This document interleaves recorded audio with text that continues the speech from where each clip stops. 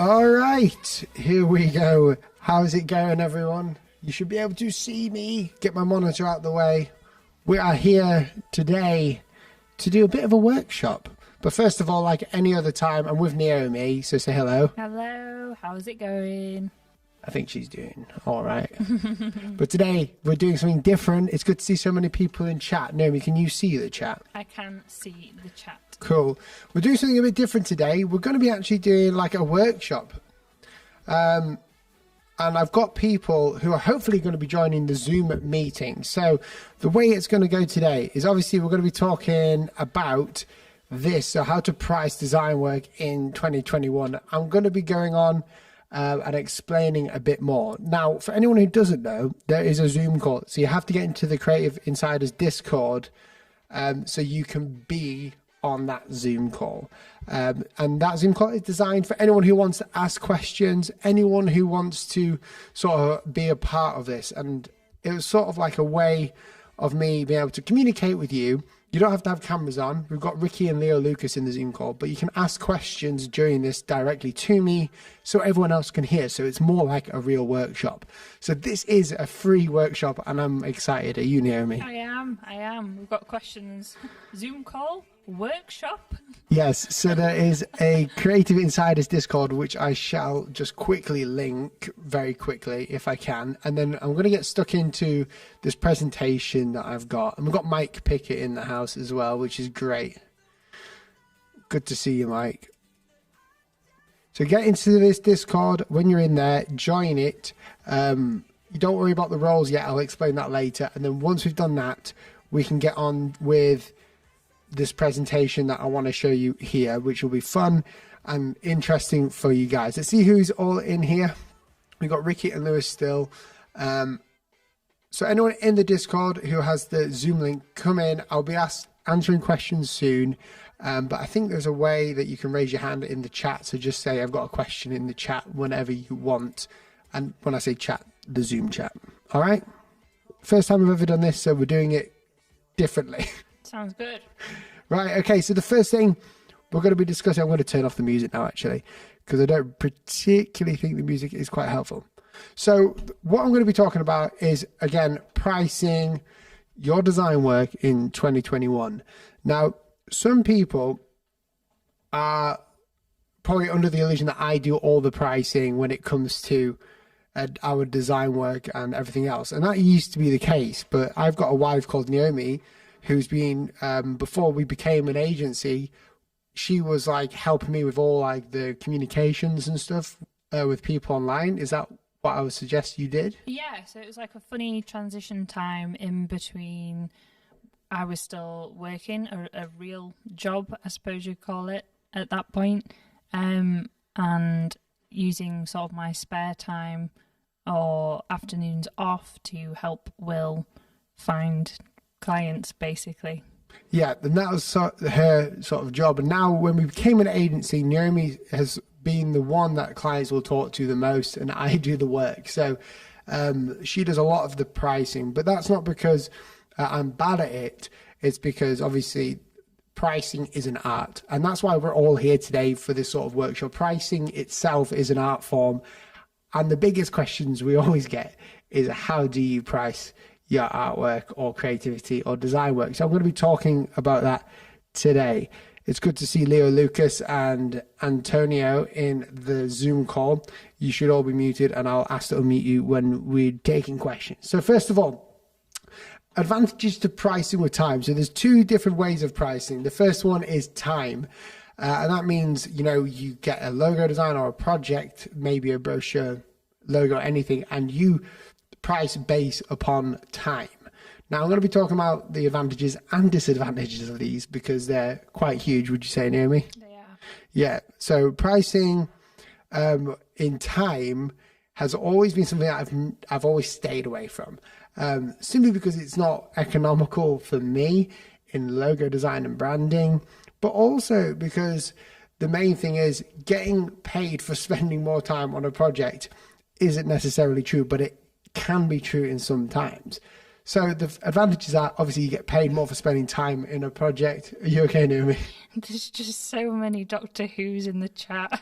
We've got the 5th Doctor, the 2nd Doctor, the 10th Doctor, the 4th Doctor, and the 11th Doctor's just said, no, I'm here too. Why are there so many why Doctor so Who's? doctors in the chat? This is weird. Dr. Price. Okay, so number two, there's less risk of not being paid when you're doing pricing with time. And simply because when a client wants you to stop working on something, they can stop you working and you still get paid for the hourly rate. A lot of people ask us when we're doing like design work or whatever, prospective clients will normally say, what is your rate? Like, what is your hourly rate? And we have to explain to them, obviously, we don't do hourly rates. We generally go ahead and do the project pricing, yeah? We do. We don't do hourly. I don't think we've ever done hourly unless you did at the very start. No, the only times I've done like hourly pricing is probably on live streams with different companies. Right, fair enough. But that's not to do with like client work. So there's less risk of not being paid because people who work per hour generally cost less, because if you're hiring someone at like $500 an hour and then you're hiring someone else at $1,000 an hour, the company will then decide, or the person will then decide that you probably don't want to be paying that much out, so they'll just stop you and go for someone else. So that's one of the advantages, less risk of not being paid. Sometimes get paid for more time on a project. So when you spend more time on a project, this is an advantage. If the project is going to take a long, long time and you're getting paid, let's say weekly, and this project's going to take like 6 months, it's easier for the client to pay you every week for the time you spent on that project than it is for them to pay the lump sum. And the reason, again, is just economics and cash flow. But the problem is with spending time with pricing or pricing with time is that your client will not want you to spend loads of time on your project. They will want you to be as efficient as possible, and therefore penalizing you for doing a good job at a really good time frame. So that is like with time. So that's pricing based on your time. What about the next one, which is pricing with value? So this is one that's been talked about a lot. And the first time I heard about this was early on in my business. I was listening to a guy called Sean West or Sean McCabe. I've talked about him quite a lot. He talked about the overlap technique. And the first time I heard about this was, charging with value in mind instead of time. And there's some advantages for this as well. So number one is one that I like the most is the upfront 50% deposit on the project. One thing you need to understand is if you're working for a client, there should always be a deposit, right, Naomi? Absolutely. Have you got any like stories about people not wanting to pay the deposit, or have they all been pretty sweet? Yeah, so there was one, and they were happy to pay the deposit after they'd seen the work that you created for them. Right, yeah. Because that makes total sense. Yeah. So there's advantages to having a deposit. When you're playing with time or getting paid with time, they'll be giving like you a deposit of time money if they were to, give you the deposit, but that's not the way it normally works. So when it comes to taking a 50% deposit, and we do this at 50% nearly all the time, we could do it differently, but generally we just do it at 50% because we need to make sure that there is like an equal playing field. Now, when you're doing this per project or per value, so paying or charging based on project or value, the one thing that you can do is ask for half of the money up front because they know exactly how much they're paying you.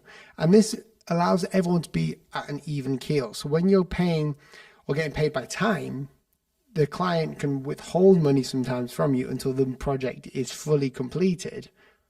But when you're paying a project, you're getting half of it up front, which will, help you rent for your business premises. It can help pay for you whilst doing the project, and then you get the 50% after. So there's an incentive on both sides. The incentive is I only have to pay 50% to make sure this client or this designer is actually, worth it. And then the client will also be knowing that they'll be paying you for the other 50% afterwards. So pricing based upon value is always something that we've stood fast at. We will not do time or anything.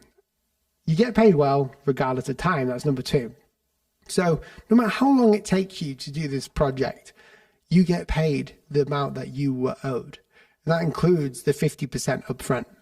Now, the weird thing is, a lot of people probably don't understand this, but if you think about paying per project, or sorry, paying per time or hours or whatever, you're being penalized for being good at what you do. You're not actually doing a very good job if you're spending loads and loads of time on a certain like logo or a brochure or whatever that creative service is. You're not spending a good time on that. So for us, we've always made it very clear that no matter how long the project takes, this is how much it costs. Now, there's another question inside of that as well of, how long should a project be? And that's something that you can like work out yourself. For us, it can be anywhere between like, a month to 2 months. Would you say, Naomi? A month or 2 months per project? Sorry, I'm struggling to concentrate because there's about 11 Doctor Who's in the chat. Lol. And now there's a Dalek. I'm sorry, could you It's repeat all right. the question? It's okay. I'll move on because I've got something else I want to say really quick. So getting paid well regardless of time, there's a story about this actually.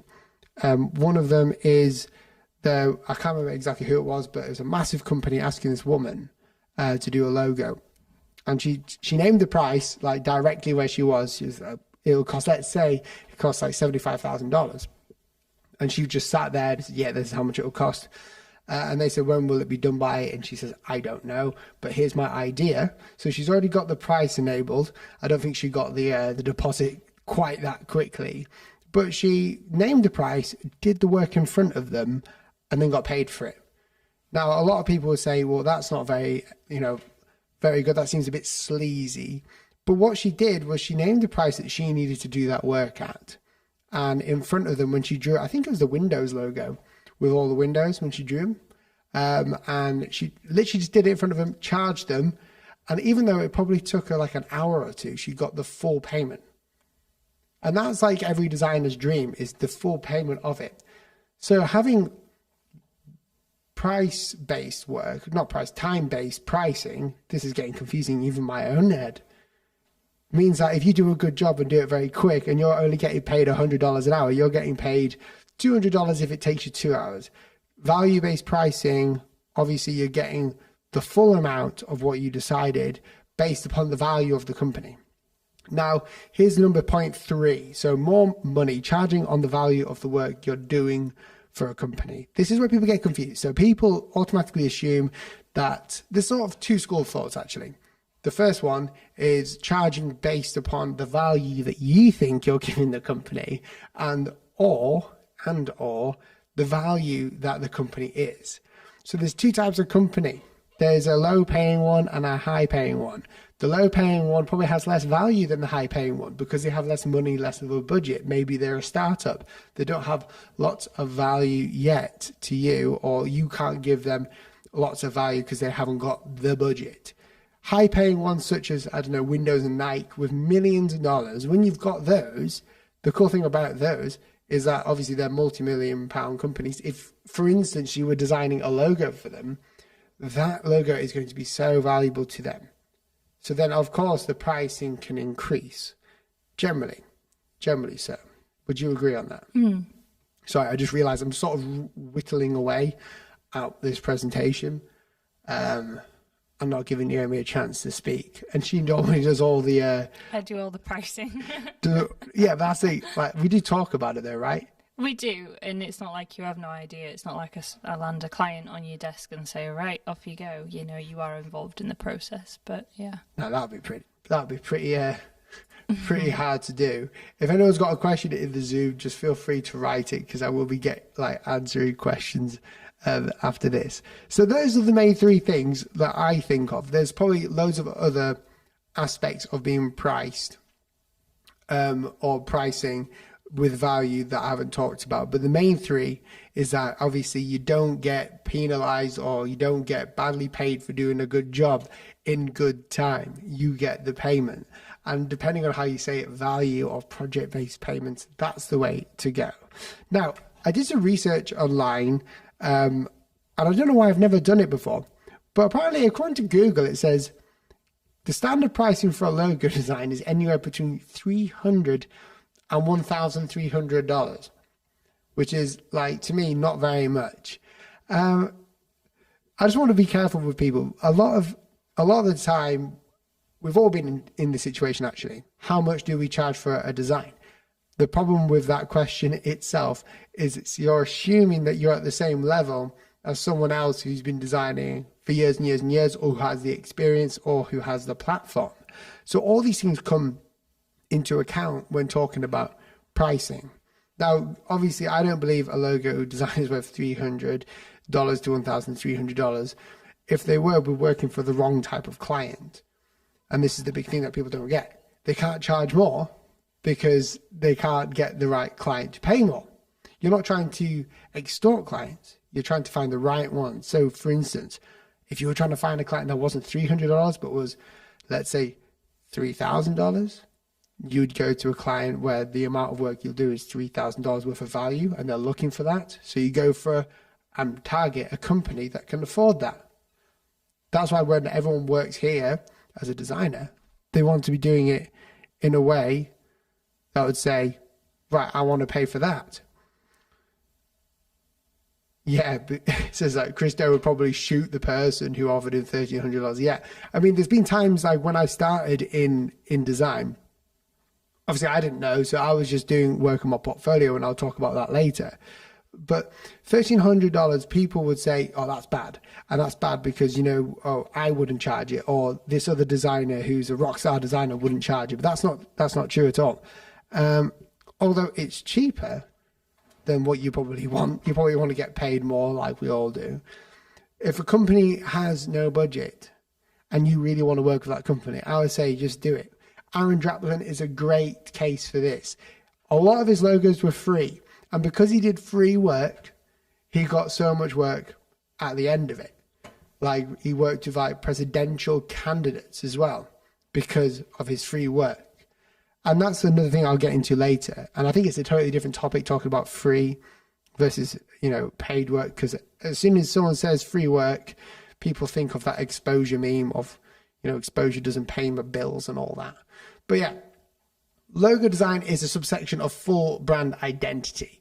So to give more context to those, when we're talking about pricing, we generally say, we'll give them based upon the value of what we're doing. So if it's just a logo that someone wants, which it never turns out to be that way, because you can't really have a logo without, doing brand strategy consultation and showing people why this logo would work, actually doing the brand guidelines, making sure all the assets are in place. You can't really do it effectively. So in essence, they're just getting this cool little mark that they don't know how to use.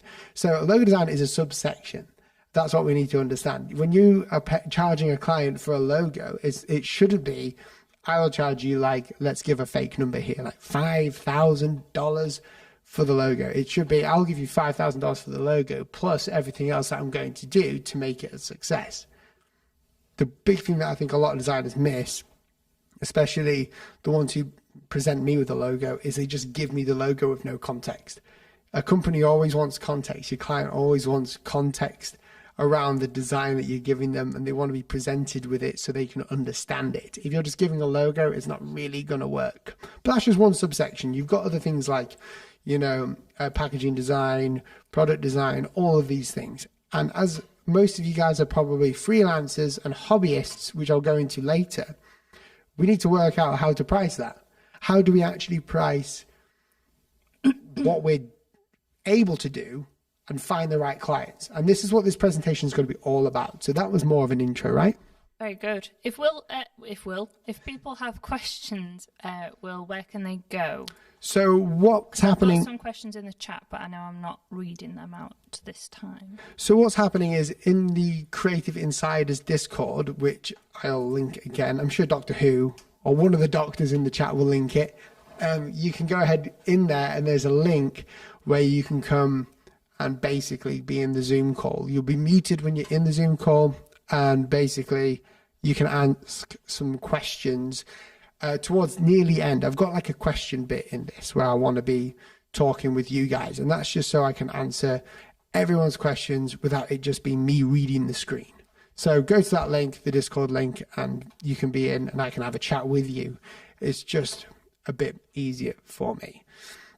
So the next point is it's all about value and experience. So the standard pricing for a logo for people who are just starting is probably nil. Those who are just like not working on it but just doing it as a hobbyist or maybe amateur designers is nil. And the reason behind this is because you need to build a foundation, which is called a portfolio. Your worth is heavily based around your past work. Would you say? I would say so. Definitely. So with that, the proof is in the pudding, you know. Yeah, proof is in the pudding, isn't it? That's literally what it is. What clients need to see is not someone charging an obscene amount of money, which could be anything depending on what stage you are in design. They don't want to see you charging an obscene amount of money with no good work on your portfolio. Absolutely. It wouldn't be a sensible investment. That's it. And yeah, we're going to get onto that word as well, investment, later. So it's all about a value and experience. And this is just context. Don't worry, we're getting into the meat of it soon. How do we start by charging value? One, ask for a budget. So something that a lot of people wouldn't do straight away is we like to, I don't know about anyone else or any other agencies, but as us together, we make sure that we know what we're dealing with, don't we? It's always best to be clear from the start, because I've had it before when we've had meetings, we've had correspondence, we've spent so much time, and then they turned around and said, oh, by the way, I've only got $100 or something. And it's like, okay, that's not even going to touch the sides of paying, you know, the building rent and, you know, and it's, if you can find out the budget, it will save you a lot of time, because oftentimes it doesn't match what you need. That's it. So basically the way that I see this is very similar, is when we're talking about the right client is the one that obviously treats you with respect and all of that above, you know, ethically and everything else. One who will allow you to have a goal in mind, someone that can measure success and actually measure it, or allow you to be successful in measurements such as, you know, here's the goal, we want to modernize our logo. If they allow you to, it's hard to explain, I'll get onto that later, otherwise we're going to be waffling on. There's so much stuff. There's a lot to cover. There is, but the reason why we ask for a budget as the first thing, or one of the first things during the correspondence on email, is because we want to make sure we're hitting the right client. There's no point in someone who owns a ice cream van asking us for a logo and his budget is only $200. We cannot work with that. Or even depending on the amount of work you'll need, even like $5,000, there'll be no point, because if it's not £5,000 or dollars worth of work that I'm doing, I'm going, you know, I'm not going to be netting at the end of the day anything good, then there's no point. So when we're working and charging by value, we automatically have like a price in mind that is a minimum, which again, I'll explain later. The second point is research your clients, brackets, forms. Forms are a huge thing. We have form on our website, don't we, where clients who want to work with us generally can fill out that form and answer some questions, can't they? Yeah, I mean, it used to be much more in depth, but we really, we took another look at it and really condensed it down, because we need to get the key information from them from the start, and then we can discuss with them a bit more. That's down the line. That's it. The key information is like we're trying to suss out this company and see what they're all about, how much they're worth, how much work are they going to want us to do? Is this work going to net them millions of dollars or thousands of dollars? Is it a large company or a small company? All these things. So the researching your client part comes from understanding what business sector they're in. So whether that's a high-paying business sector, whether it's one that you're familiar with, because you need to understand the company before you have your first face-to-face correspondence. Otherwise, you're going to look like an idiot. The third point is set the minimum price, which is where I was going to go into. And don't go below it. This minimum price that we're setting is a baseline of what we are worth generally, right? So unless we're working for a charity or someone that we're just wanting to work for free with to bless them or help them, we will not go under this budget, because this is what we deem this project to be at our value. And this for us is different, because we've got rent to pay on the building, we've got to pay other people, we've got all these services that we have to pay for.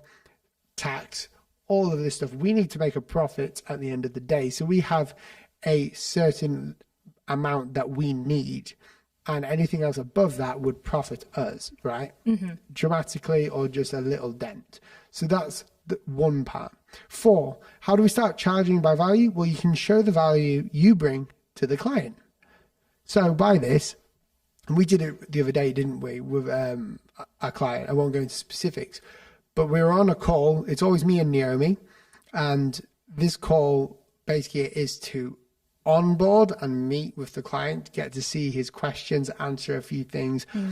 But it's also really understand their company as well and what their vision is. Like, I think if you can understand their vision, that's so key. Like a sponge, you've got to kind of soak it all in, haven't you? Well, you do really. You've got to soak it all in, digest it, and see what comes out the other side. Well, you need to listen to them. You need to understand exactly what it is they're looking for, and if you're able to do that. And if you can't do that, then you need to tell them. And if you can, then brilliant, you can move forward. But if they're throwing things at you, saying they need web design and you can't do web design, then, you know, that's why we have meetings. That's it. So the idea is we need to show them the value that we have as well. Exactly. So meetings face-to-face are important, not just on email.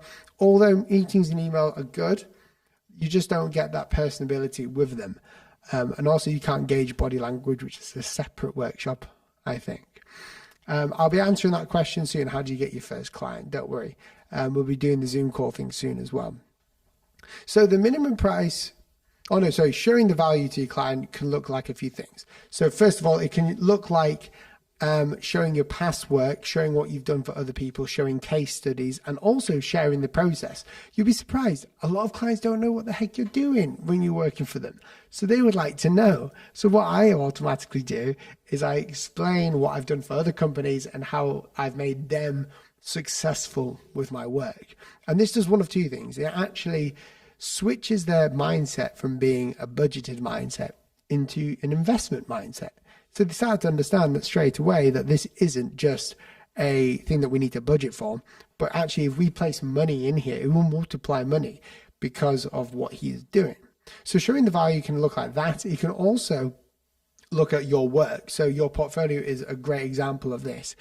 If you can't show your value through your portfolio and simply by your work for it to speak for itself, then you're going to struggle to charge more. So when we charge by value, we're not just charging by value of company, we're charging by value of what we bring. And number 5 is set expectations.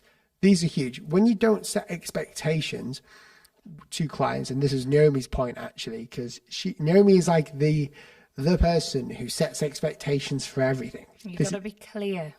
Clarity. Boundaries. How would you set expectations? Get it all on paper. If you make a verbal agreement in a meeting saying, yeah, I'm going to do your logo, I'm going to do your branding, I'm going to pick out a font package for you, you're going to have a colour palette, you're going to have this, you're going to have that, then it needs to be in writing. Because we've had clients who we have worked with who then add on a little thing and add on a little thing and add on a little thing, and then by the time you know it, you're doing nearly double the work. And we've got to the point before when we've just had to say, no, that's it now. We've gone above and beyond, and we always like to add value, but the expectations need to be clear. I'm not saying that if you do a load of work for a company or a client and then they say, oh, would you mind doing this, or, you know, use your discretion. You know, I'm not trying to be a dictator, but you need to both be on the same wavelength, get it all in the contract, get it all written down. That's it. Having clear boundaries, as you said, of this is cool, this isn't cool, this is what's going to happen, this is not what's going to happen. For instance, one of them is that you'll be timely in your responses.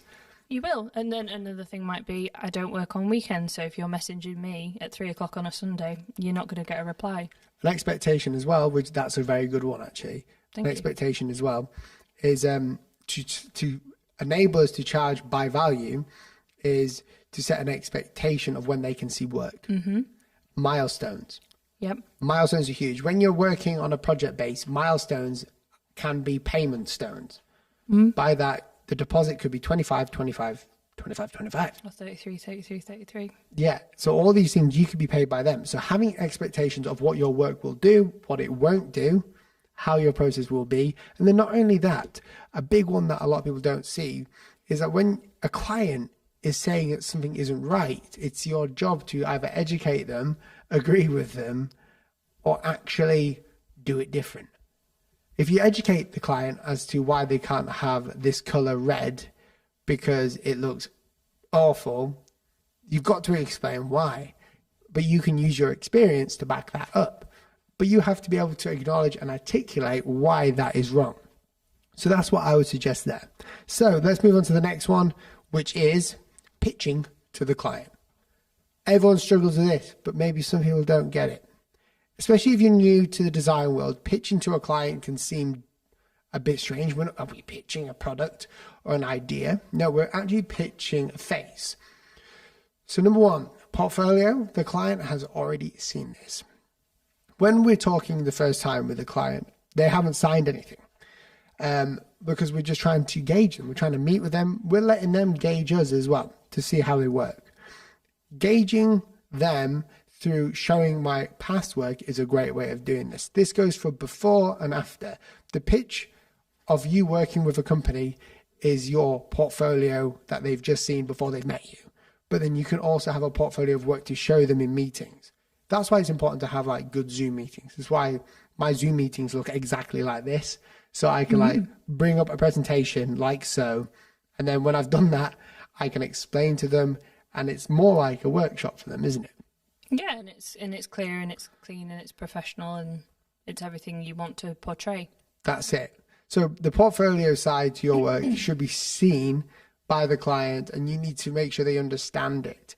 So that could be specific problems that you need to solve. How did you solve the problem of modernizing a new logo, or how do we modernize this sort of logo?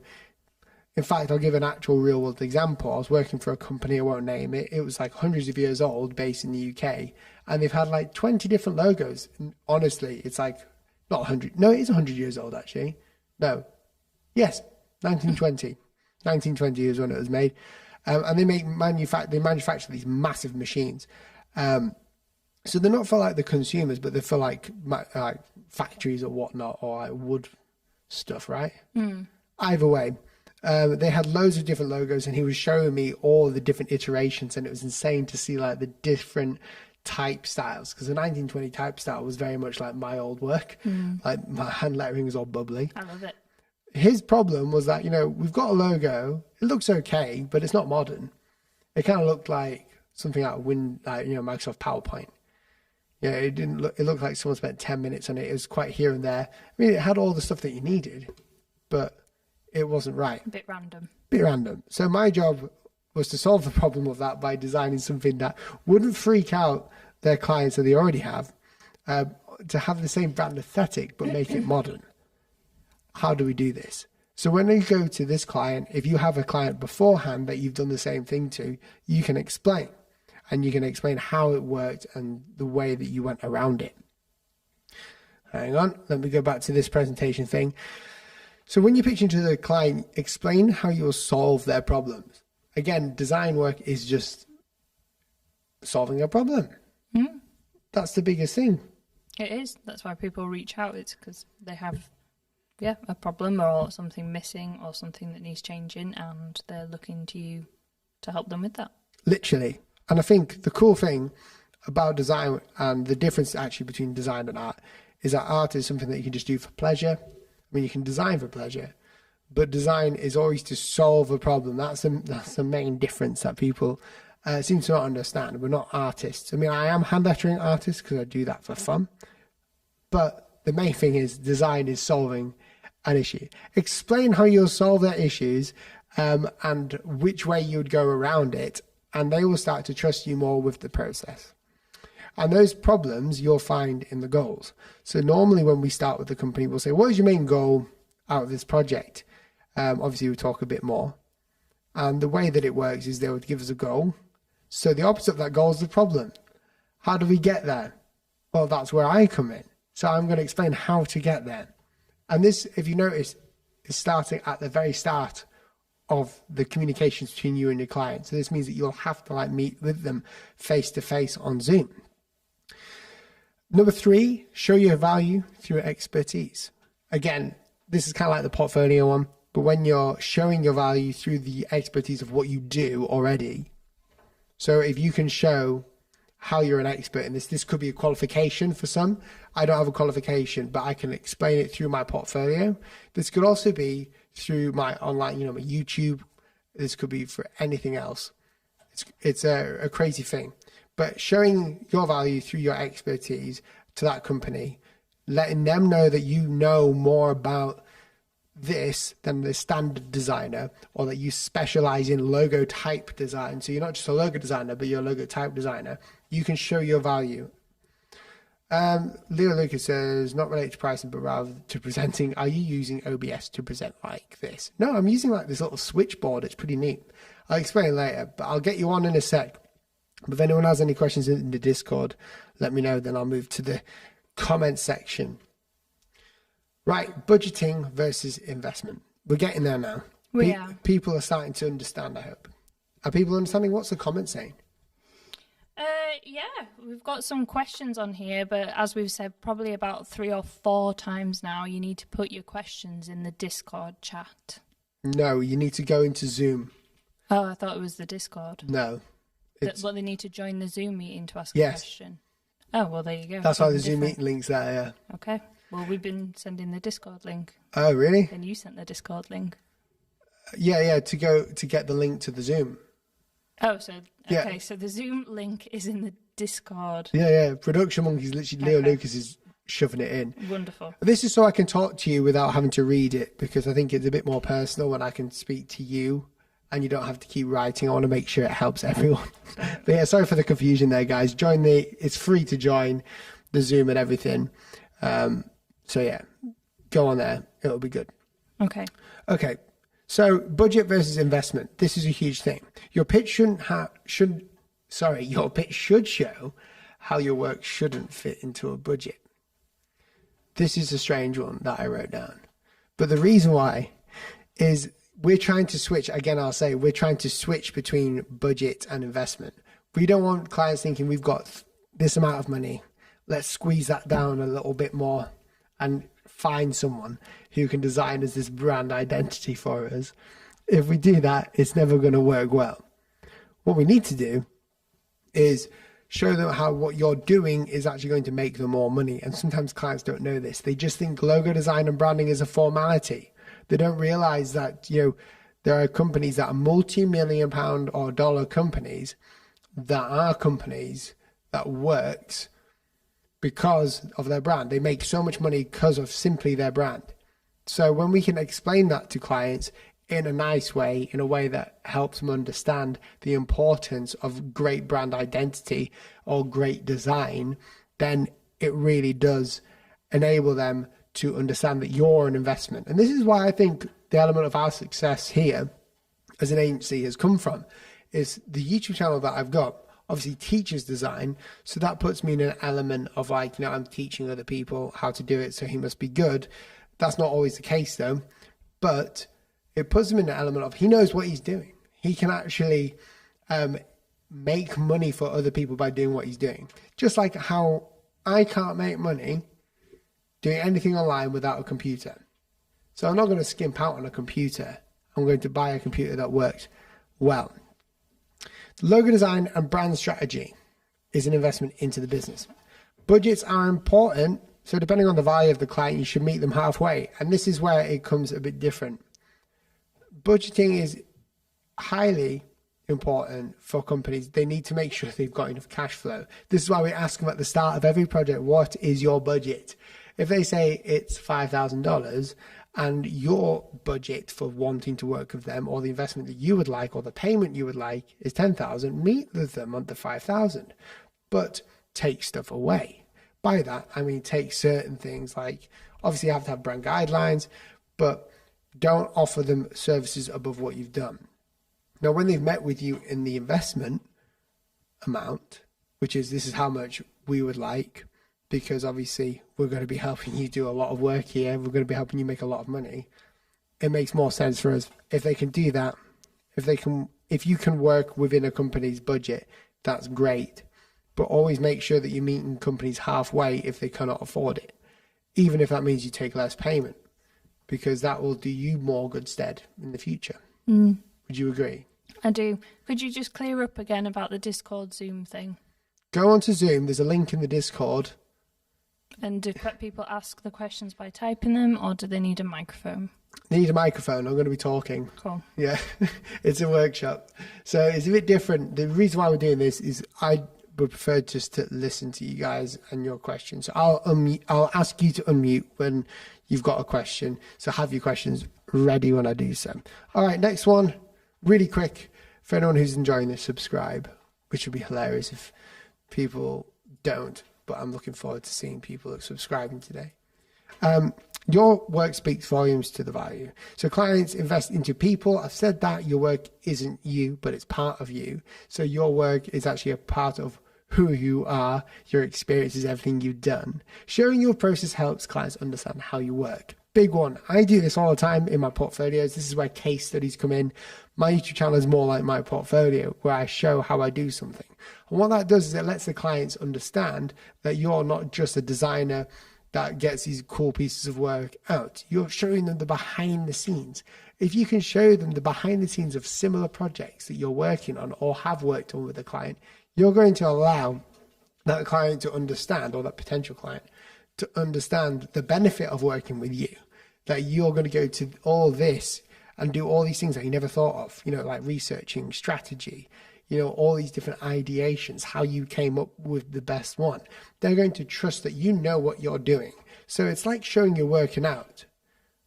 At school, every time they said, you do your maths, but show you're working out because you get more marks, even if you get the answer wrong at the end, but the working out was correct. So I would always show my working out to the client. And this is something that I do once we've got them as well. Let's have a look. Increasing the pay increases the value of the work. Bit of a controversial one here, but I've seen it happen. So I'll show you this. Free work equals less value. We've got an extra bullet point right there. So we increase our prices when we have too many clients. That's one thing that we do, isn't it? Mm-hmm. So we normally get like an influx of clients who want to see us do work for them. Obviously, they've got different price points in different areas, but we increase our prices when we get too many people wanting to work with us.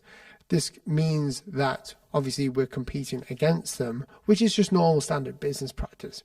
But what I've found out is that free work that you do is actually, or should I say, no, not free work. I should have really put this as like, discount work equals less value, because free work isn't less value. Discount work, discount value. That's what we'll say. Now, the reason for this is an experiences that I've had. Every time I've worked for someone at a heavily discounted level, they've always been a problem. The client's always been a problem. You've been a part of that, haven't you? Yeah.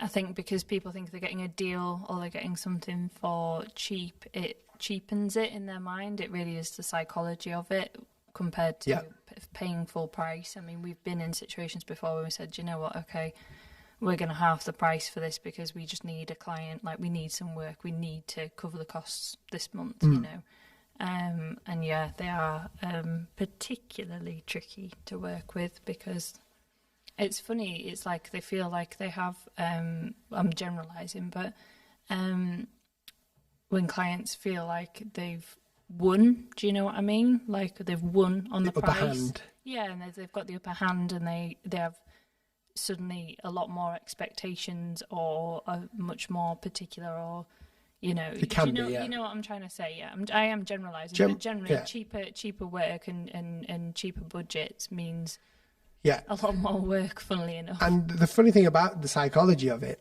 is that Leo Lucas says it's like the bargain mindset. It is. If you get a client who is trying to barter you down, it says more about themselves. So the psychological aspect comes from them. If they're not able to pay, a lot of clients will just say, sorry, we can't pay that.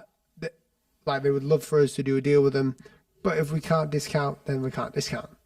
A lot of people will just barter us down, try and get the minimum and then get the maximum out of you. That's what a budgeting mindset is. If people have the investing mindset of this guy, he's going to cost a bit, but he's going to make us more money.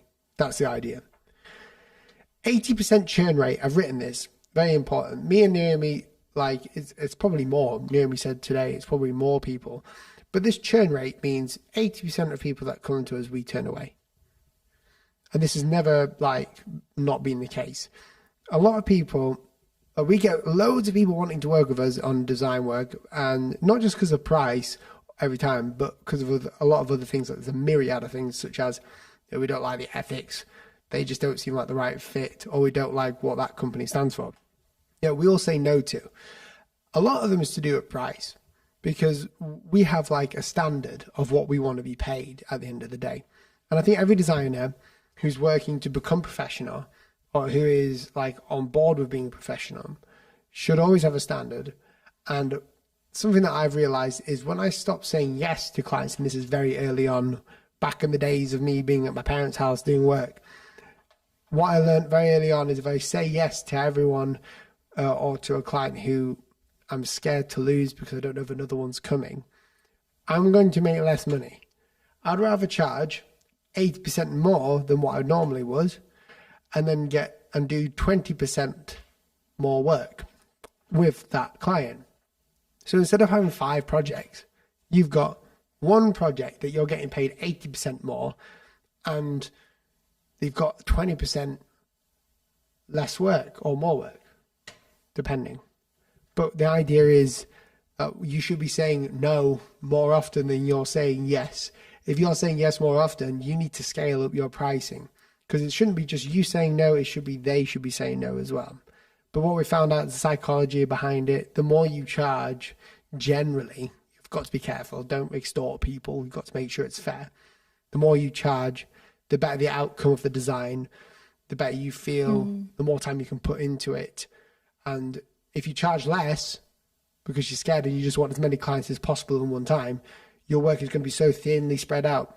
Well, we talked about it this way. So, for example, you in one given month, have 4 clients on, say, for example, at $250, and you're running around like a mad thing trying to get all of these projects done for a cheap price. $250 is a cheap price.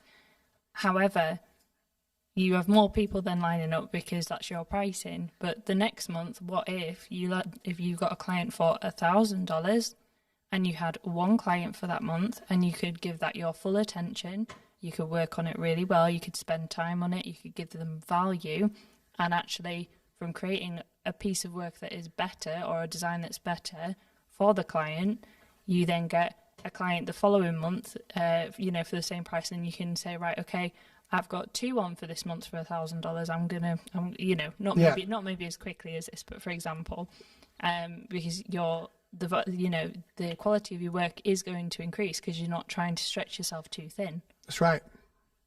That's it. Stretching yourself too thin is always going to make for bad work. You want to be invested in that company like they've invested in you. And sometimes there's parameters. And that parameter can be, and most likely is, the pay. The next one good project paid well is better than 3 cheap, successful projects, which is exactly what you just said. And that's what we've always said. If there's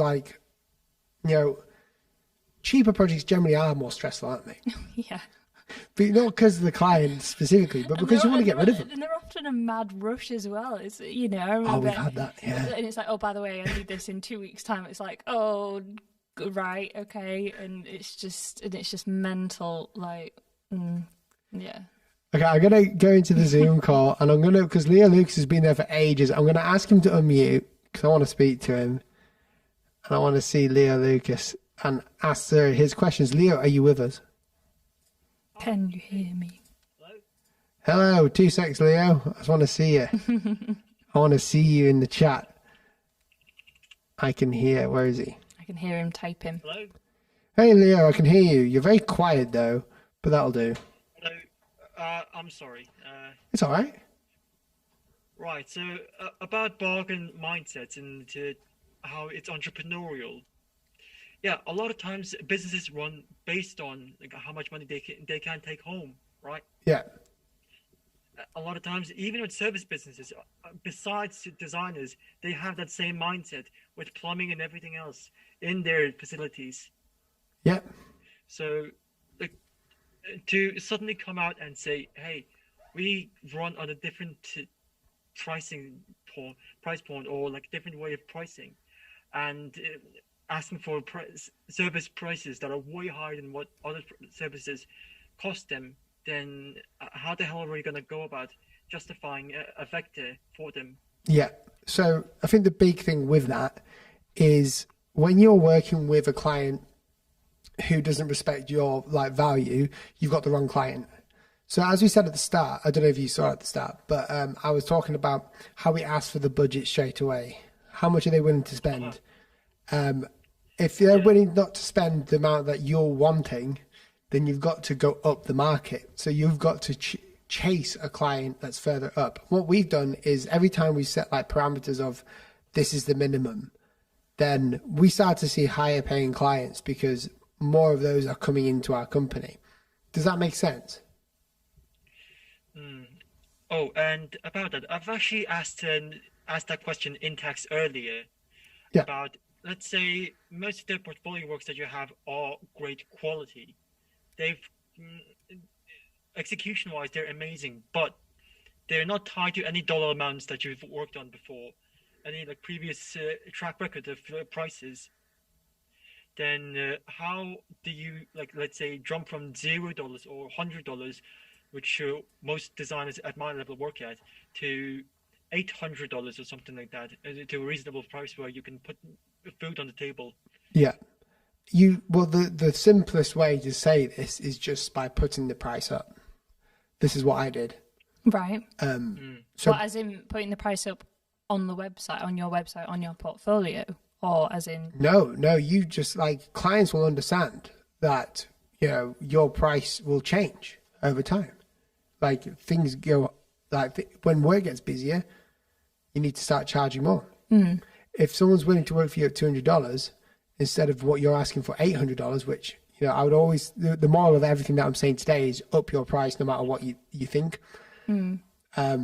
If they're not willing to do that. It's just funny because in the design world, you don't really want repeat customers, do you? Because if you've got a repeat customer, unless they're getting further things done, if you redesign it, it means that something's not. You don't want a repeat logo designer. No.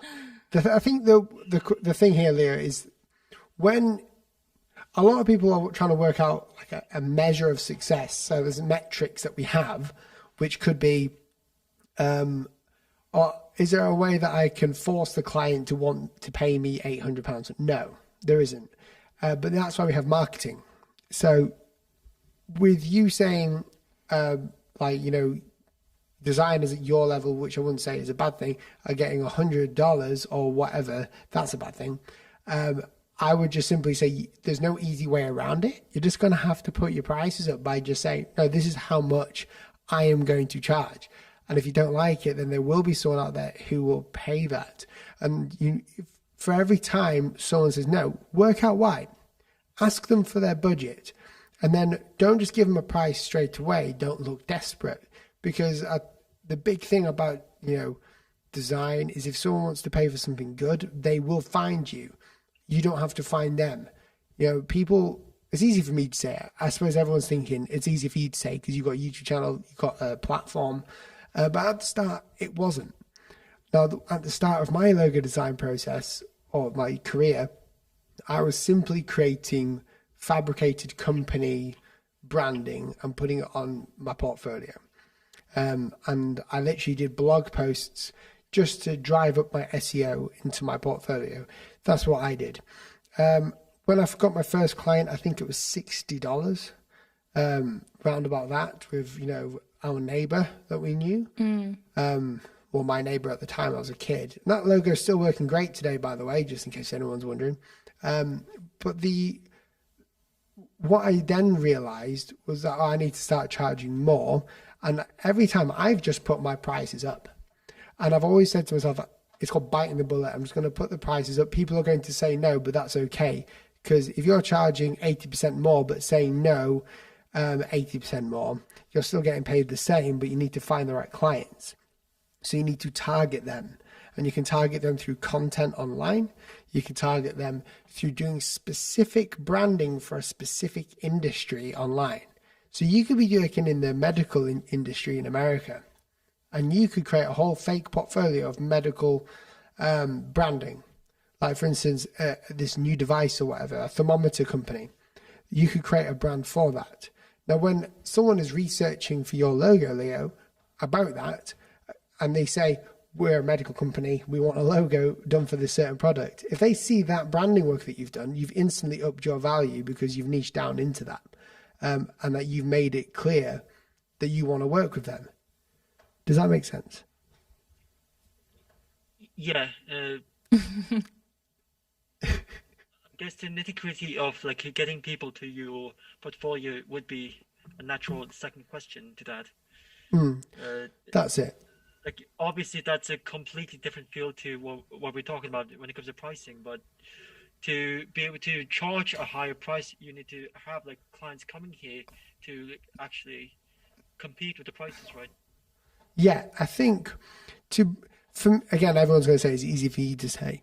But I generally believe that the work that you put out online, if you're updating your portfolio regularly, and again, some of you guys might have to chase people that you want to work with, and that's perfectly fine. For us, we've never chased anyone, which again, is perfectly fine. It's just we're sort of always chasing them with content online. If you want people to go to your portfolio, make sure your work is good, first of all. Like, have people critique it and be honest about it. Because as soon as they see one spelling mistake, which mine is full of, by the way, they click off. And I've noticed that.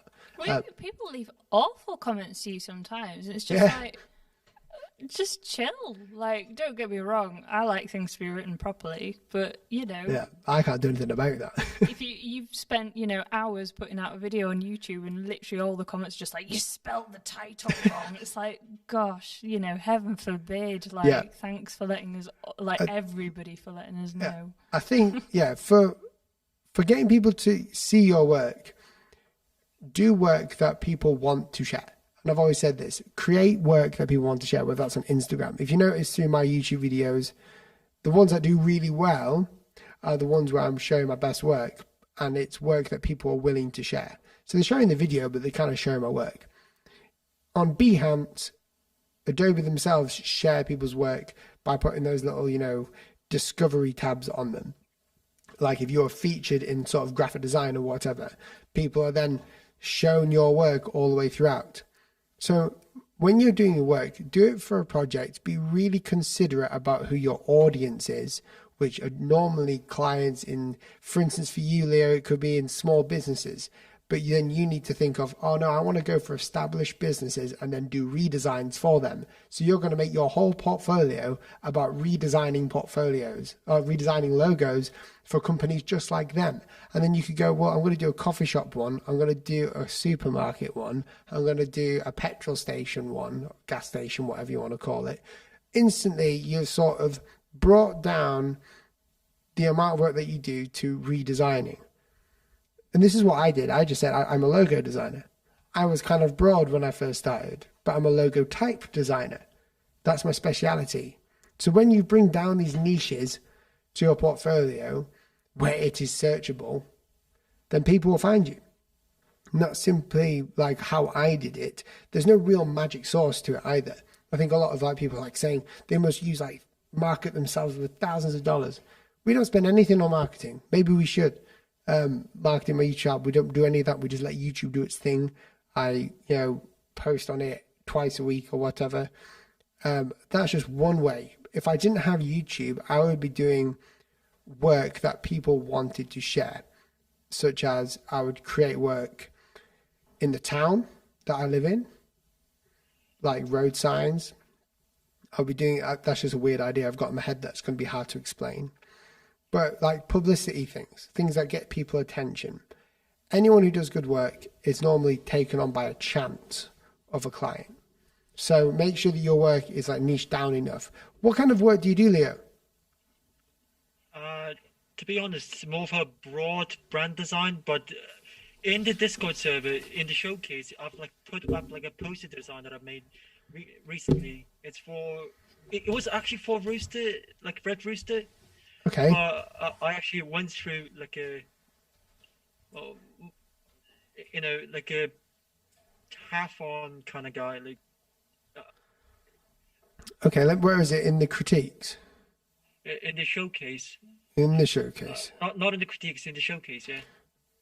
Oh, Yeah, dude, like that's where I've been putting my stuff recently. cool. Which one do you want me to click on? Just something. The last one, yeah.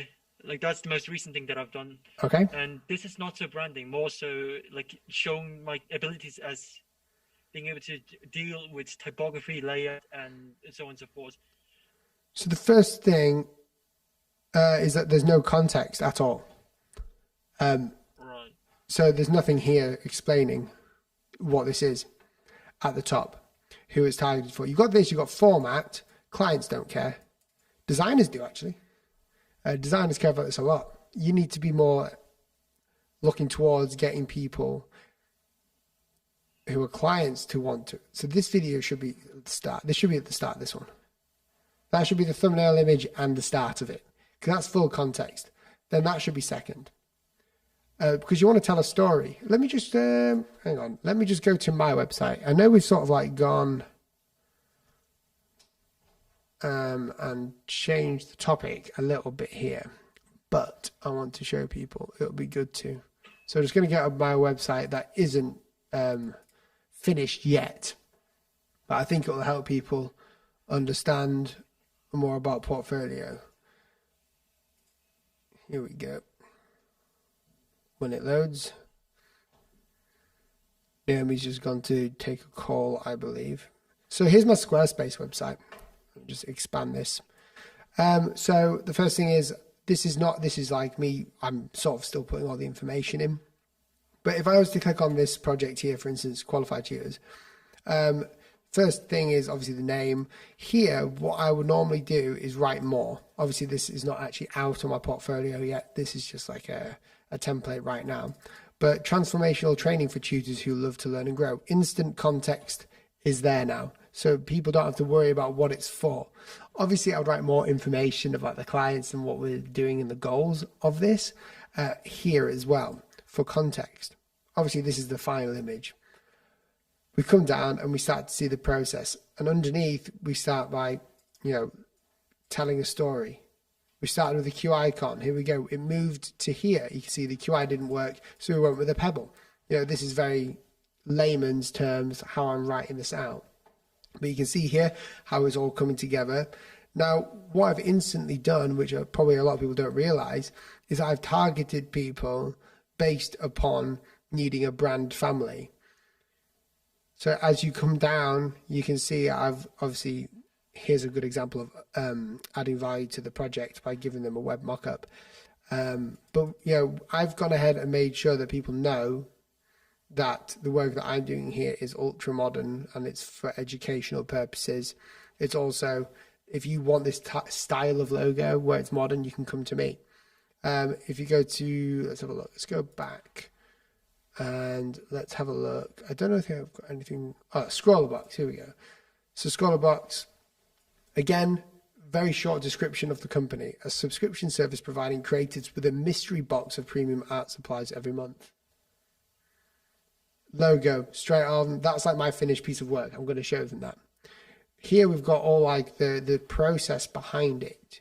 So I'm showing me drawing it because that adds more of an element. So if people want a hand-drawn logo that looks like that at the end, looks clean and stuff, then they're going to get it. Obviously, I haven't got any descriptions here because it needs to be filled out, but I've got like, images that sort of show the process as a story. So the idea behind, was that bashing the microphone? So the idea of what I'm saying, Leo, is that with your work here, with this, the Red Rooster stuff, there's no story being told. Aside from, I do love the design, by the way. I'm not having to go at your design. I just think it's good. Yeah, sorry, I don't mean, I think you're just like, does he like it? Yes, I do, it's good. Yeah. It's really good. It's just your positioning on the portfolio, if that makes sense. You're not looking at it like a client. So for me as a designer, actually no, I used to be freelance. I'm not a freelancer anymore. Although I'm still called Will Paterson and the company is still Will Paterson. Actually, it's not the company name. We just go by Will Paterson to stop confusion. But we've agencied. So we've got video editor, we've got other people we can work with when we need to. So for instance, if someone says, oh, we need a full brand, like visual brand identity created We also need strategy for this, marketing and a website. Then instantly we can do that. Normally we wouldn't be able to do that because I would just work on the brand side of it and someone else would work as a freelancer on the marketing. So it's all different. We've been trying to target people that need a brand for their company who don't necessarily understand how to get it, if that makes sense. That's our sort of like niche and how we do it. And we never work with people who are local either, really, which is a different one. But does that answer your question, Leo? Leo Structuring doesn't yourself sound better sure. for like non-designers to understand better. Yeah. Yeah. You don't want to structure your portfolio for designers to understand, basically.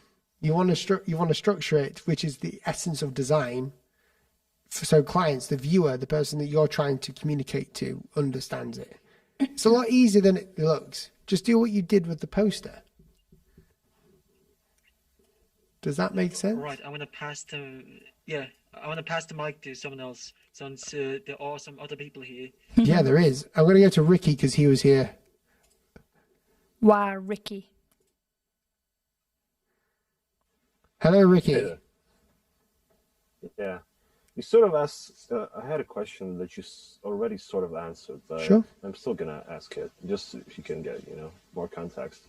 It's actually a two-part question, but they're related. So, what is the best place to look for clients? This is the first part, and the second part is, of course, you heard a lot of things from different people, and different people have different approaches and all of that, and obviously, if you're just starting out and you haven't even had your first client, you're probably going to be fishing them out somehow. You're going to be looking for them. But if you already have like a more or less steady flow of clients, you already started out, but you still have a long journey waiting for you. Like you still have a lot of clients to work with. Mm-hmm. Do you look for them, or do you just lay out the bait, sort of, so to speak, and just wait for them to get it? So, what would be the best? So where do you find clients if you haven't got many, and then how do you? Yeah, what is the best? Is it good to just wait it, or look for them yourself? Got you. Yeah. So it depends completely on like your circumstance.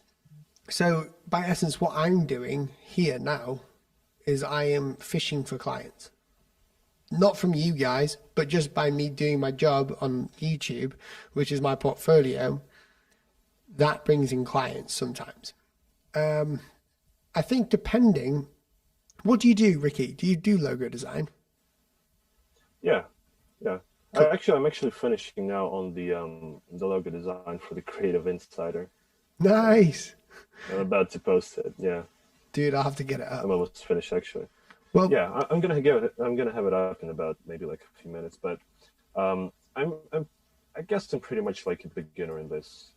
Because I watch a lot of things, I practice a lot, but I haven't had like a proper logo design client. I have done graphic design before, both locally and freelance, but I haven't done like logo design specifically, and this is what I want to do.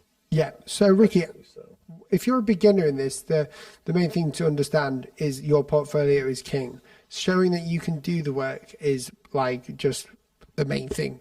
If a client can't see what you can do or doesn't understand what you do, then it's going to be hard for them to say yes. You've got to put yourself into like the shoes of other designers. Why are they getting the work? What are other designers doing to get the work? Well, simply they're posting work on their portfolio that is shareable, that companies like. They're also getting in contact with agencies and offering their services to them. They also have a unique selling point. Mine is obviously, I'm a logo designer, and I'll say this all the time, but I specialize in logo type design. You can see behind me, obviously typography is the foundation of all design, but I specialize in customizing logo typography, so word marks.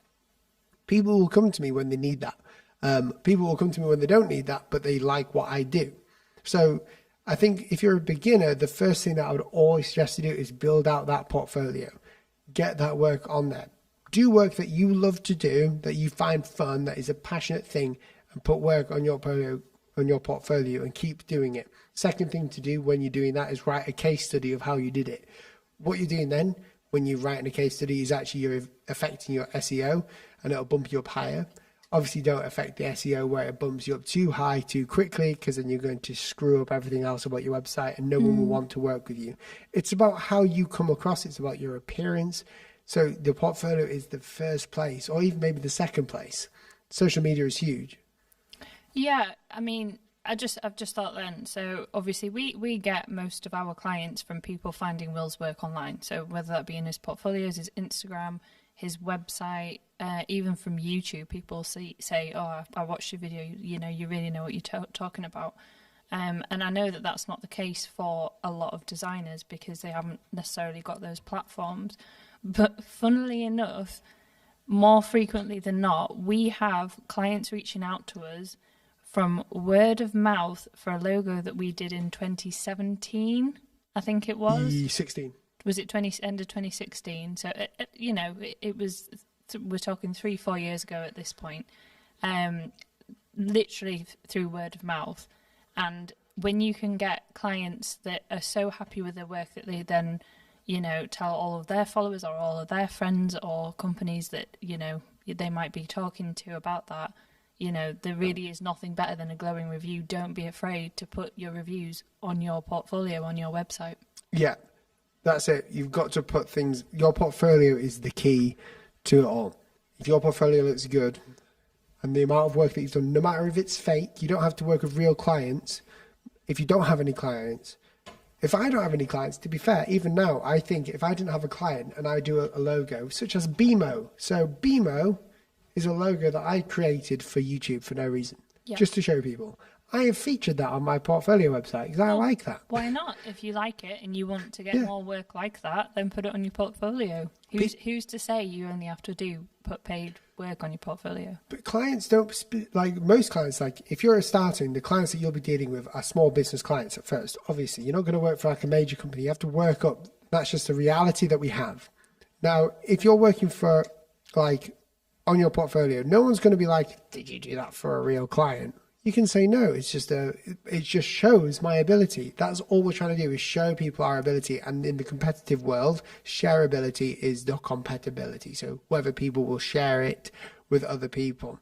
And then also just being out there with people, dude. If you're not out there in your town explaining what you do to people and the benefits, for instance, if there's a pub in your town and you know that you could design a better menu and a whole different brand asset for them, like a logo, like the masthead or the company, not the company, but the pubs look at the top. If you don't do that, then people are never going to find you. If you don't have a presence online, make a presence where you are. We've got a design agency near us. They've got a presence here, but we've got a presence online. Yeah. And they're really close. Different goats for different boats. That's it.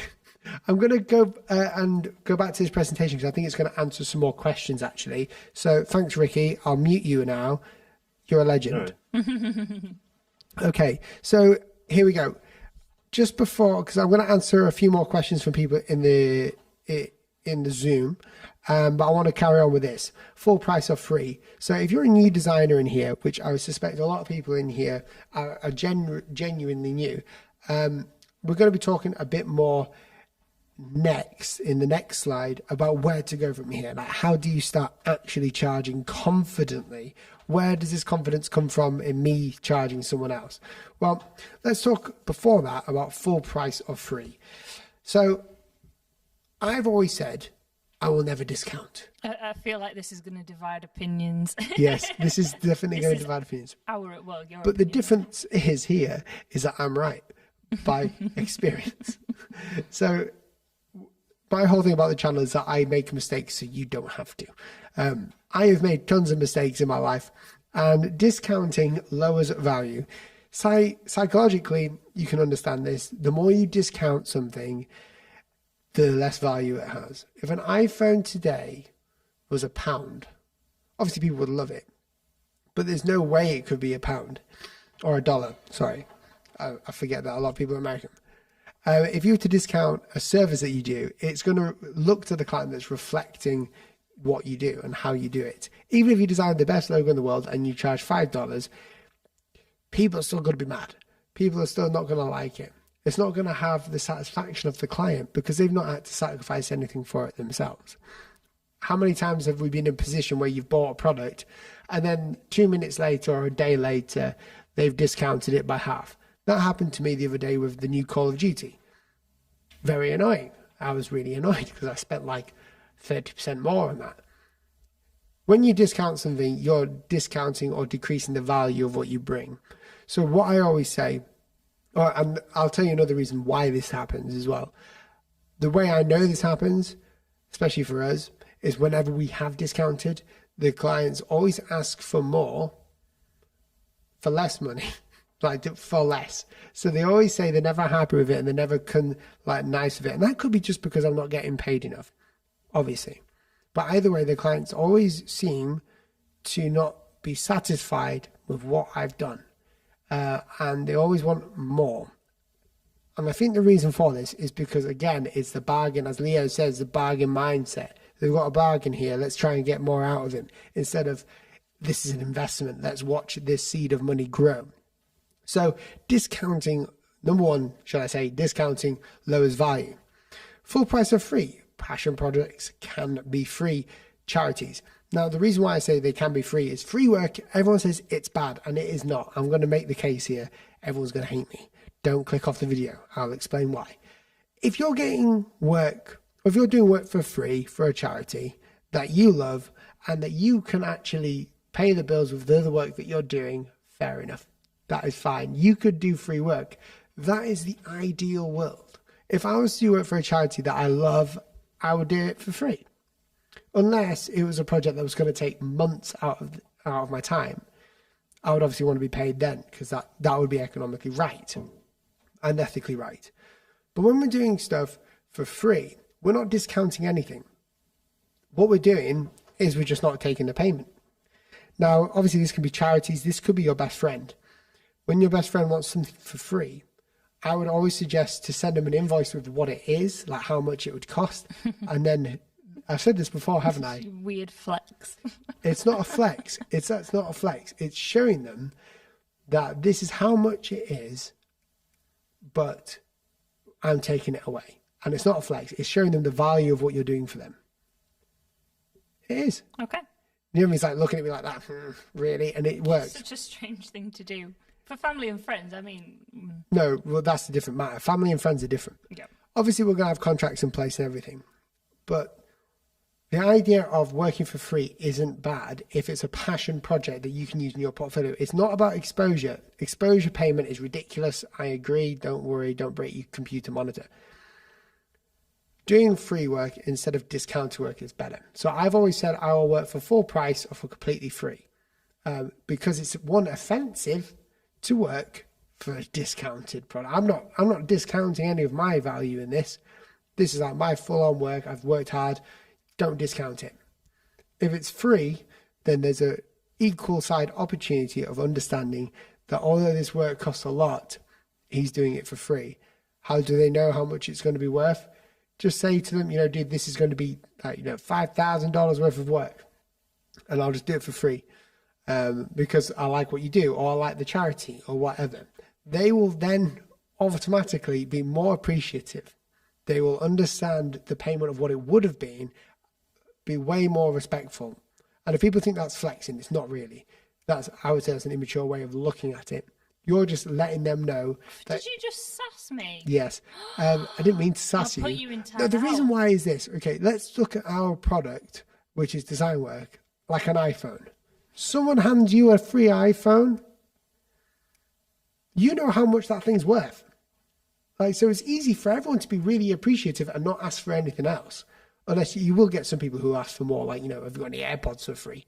But when you do that for free and not discounting them at, £500, they know how much it's worth just by it being an Apple product.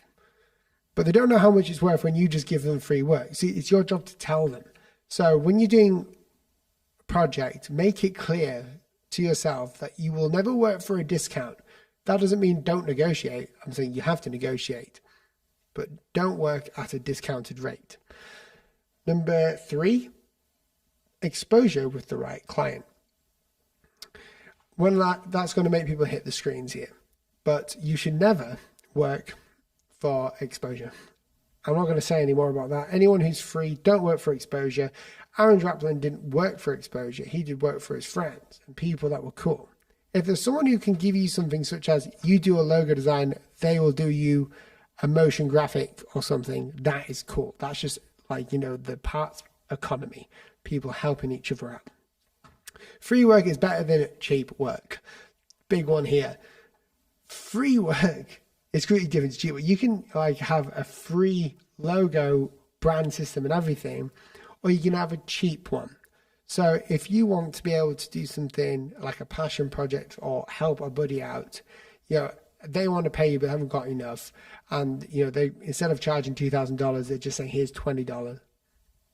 Don't take the 20. Give them the best work you can.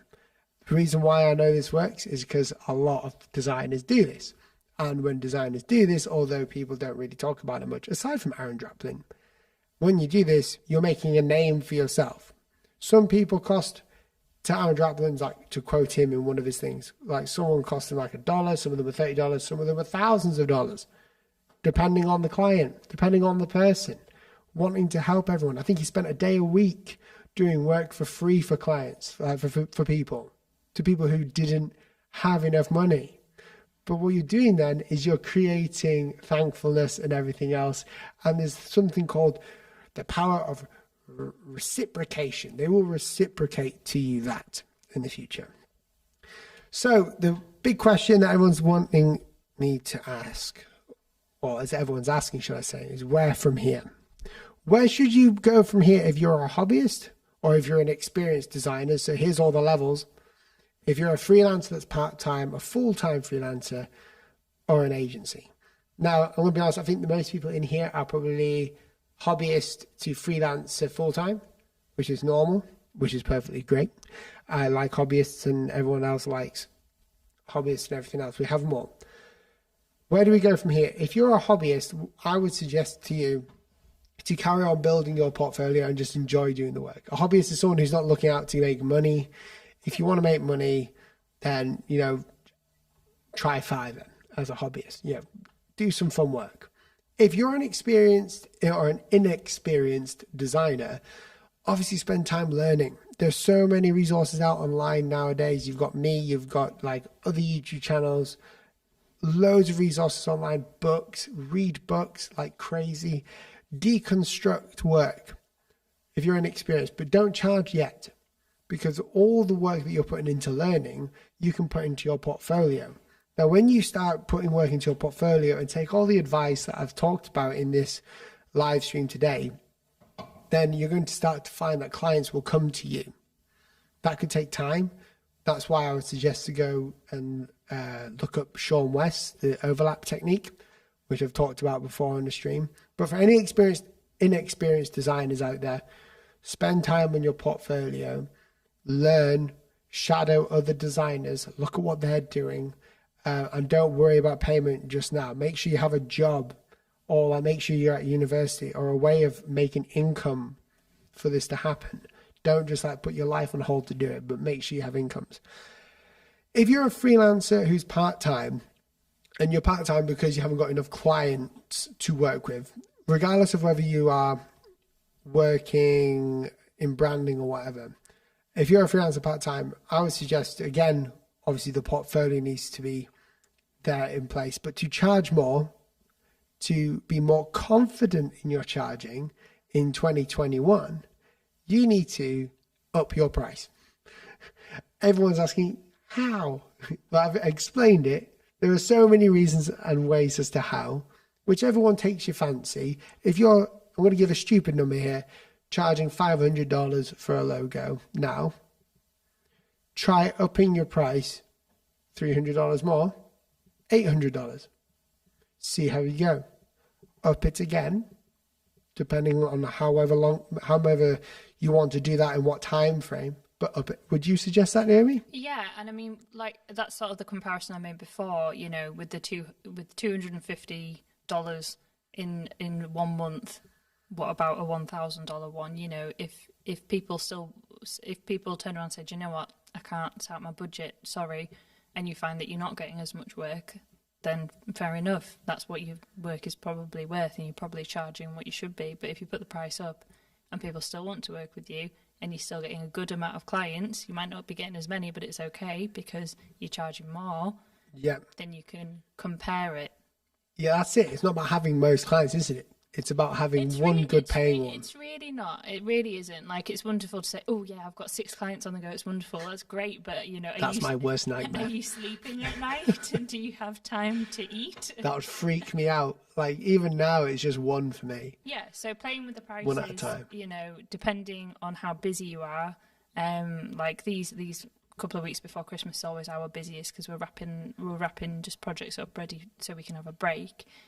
Because Christmas, by the way, is a great time to stop working in the creative world because everybody is on holiday, unlike the rest of the year. So take it if you can. But yeah, so busier times will mean that you can't do as much or take on more projects. But if you know, do you know what? Every February, March time, I get no business. Everybody they're all off doing whatever.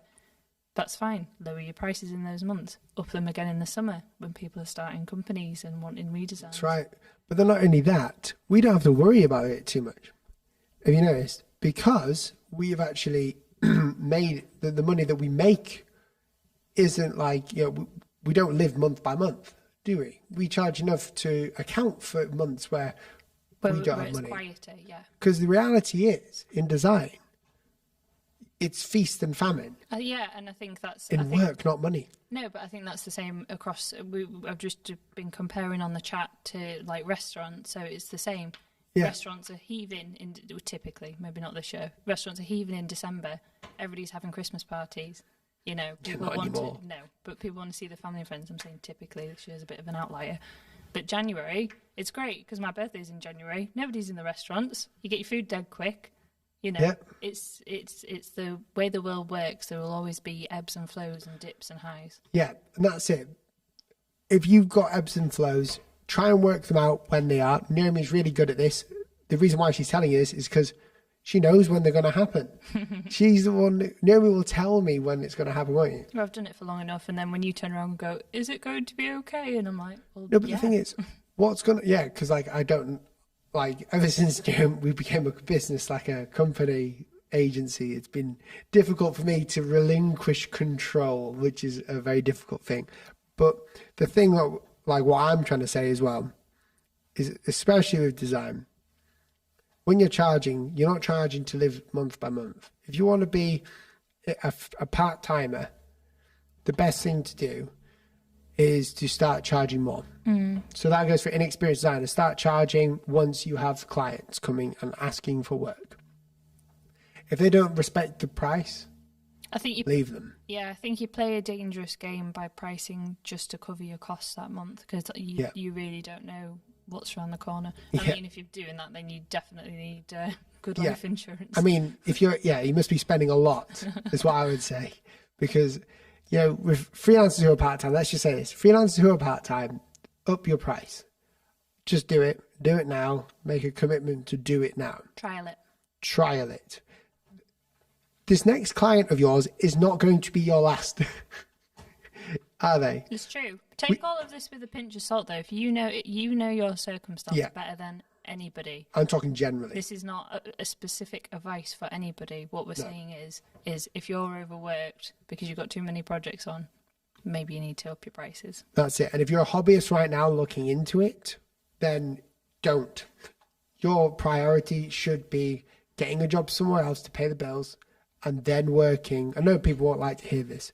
Getting a job somewhere else to pay the bills, working towards being a good designer online, then moving into an inexperienced designer, which means that you're a designer but you're inexperienced in the field, to working part-time. Now, if anyone who's full-time freelancers in here, you will know your financial situation very well. You will know the ebbs and flows. You will know when people will come and people will go. You'll have retainers. You won't specifically be a logo designer. Logo design is generally an agency thing nowadays because of the fact that it's just one time. And then they have other people in the agency working on other things for the company for the rest of their lives, or for the company's lives. So if you're a full-time freelancer working at home, I would suggest looking at your pricing. And if you never have to negotiate, but the client says yes every time, you need to up that price. There should always be resistance. And that's not to say the clients should say, no, definitely not.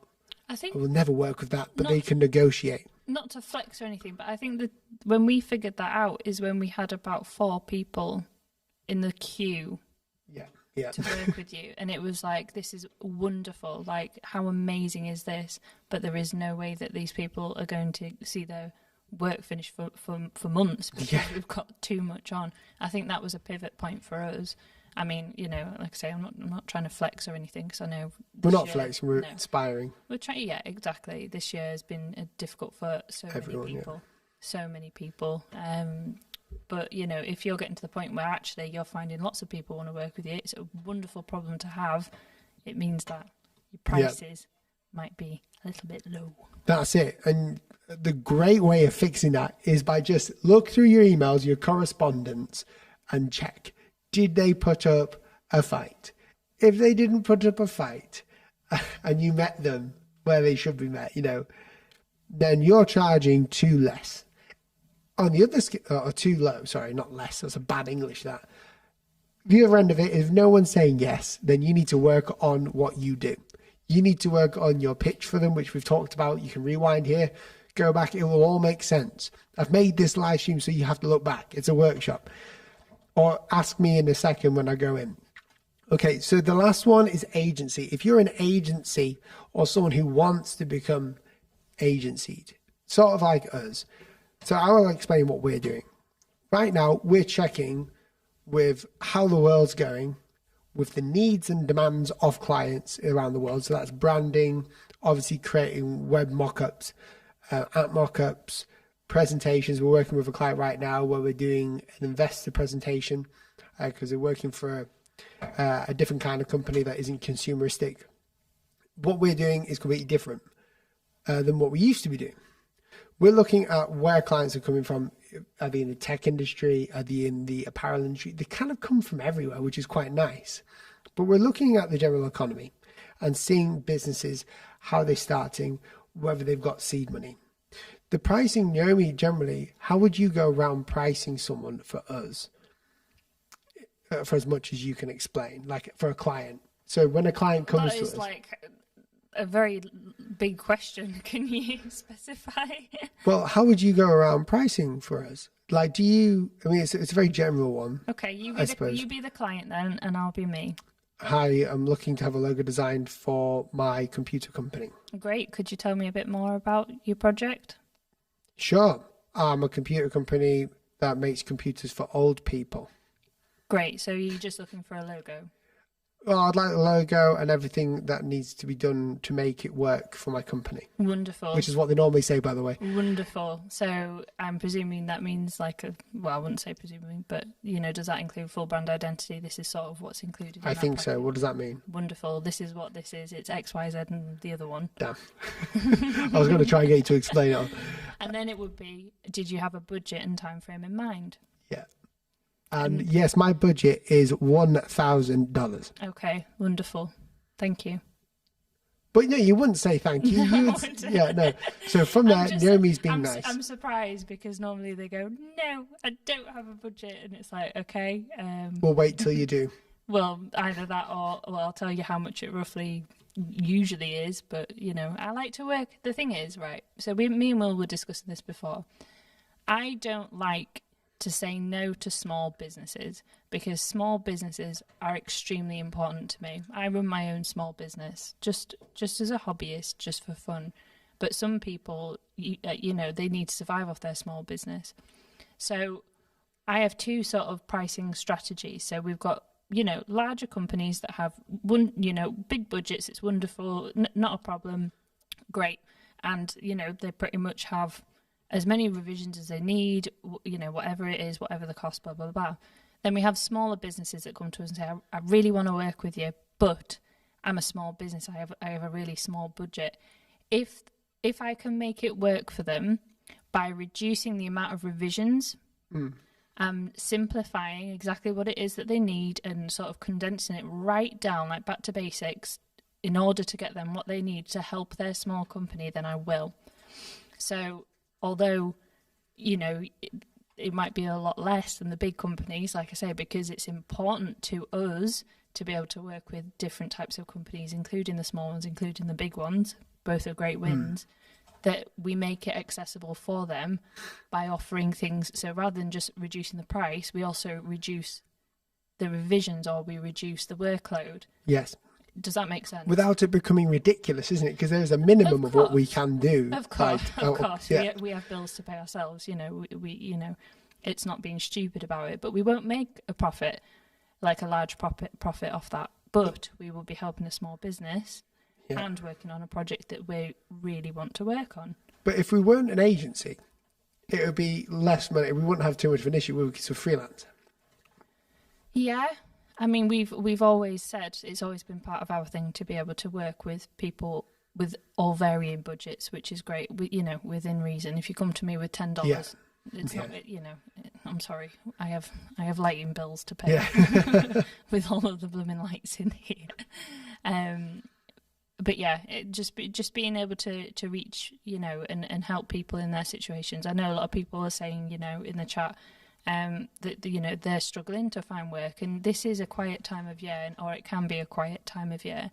And if that means that you have a smaller company that doesn't have the bigger budget that you want, it means that you can work with them by reducing your workload or, you know, making concessions, and it still means that you get paid for the work that's of what your work is worth, while still helping them out, then why not? That's it.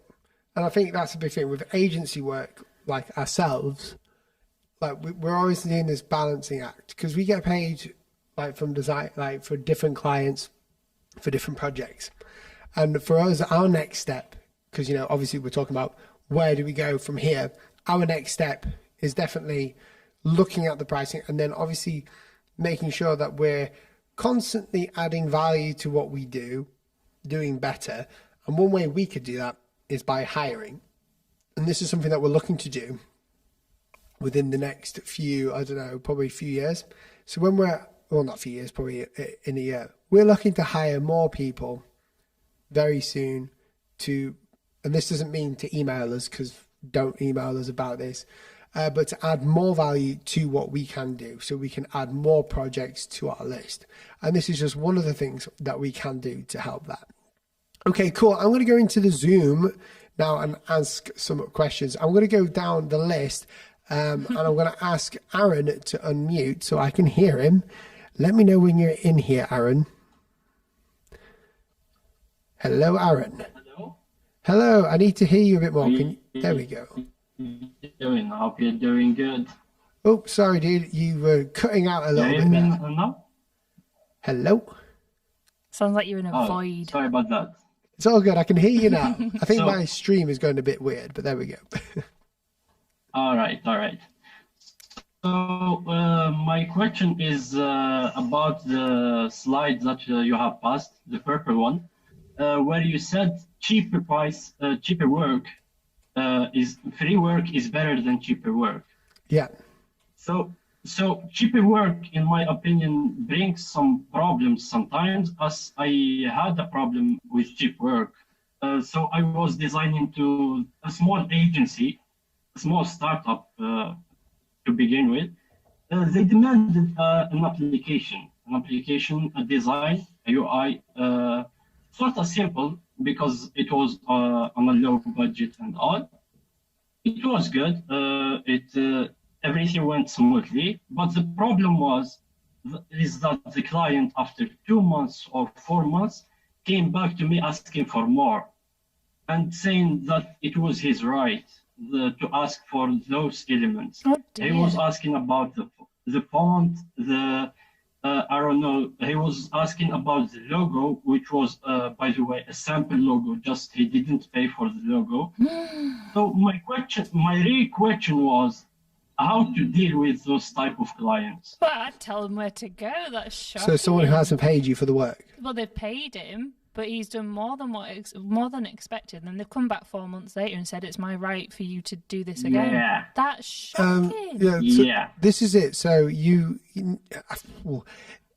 That's just we haven't had this before, but if it has happened, obviously ask why to yourself as to why that person would be doing that. Is that person just delusional, or is there like a miscommunication somewhere? And see what you find. That's going to be my advice. Secondly, if they try to do that again, or if someone else does that, don't let them, but have everything clearly in contract. Everything, if you didn't, I know you probably did have a contract, I'm sure you did, but always refer back to the scope of work. Yeah.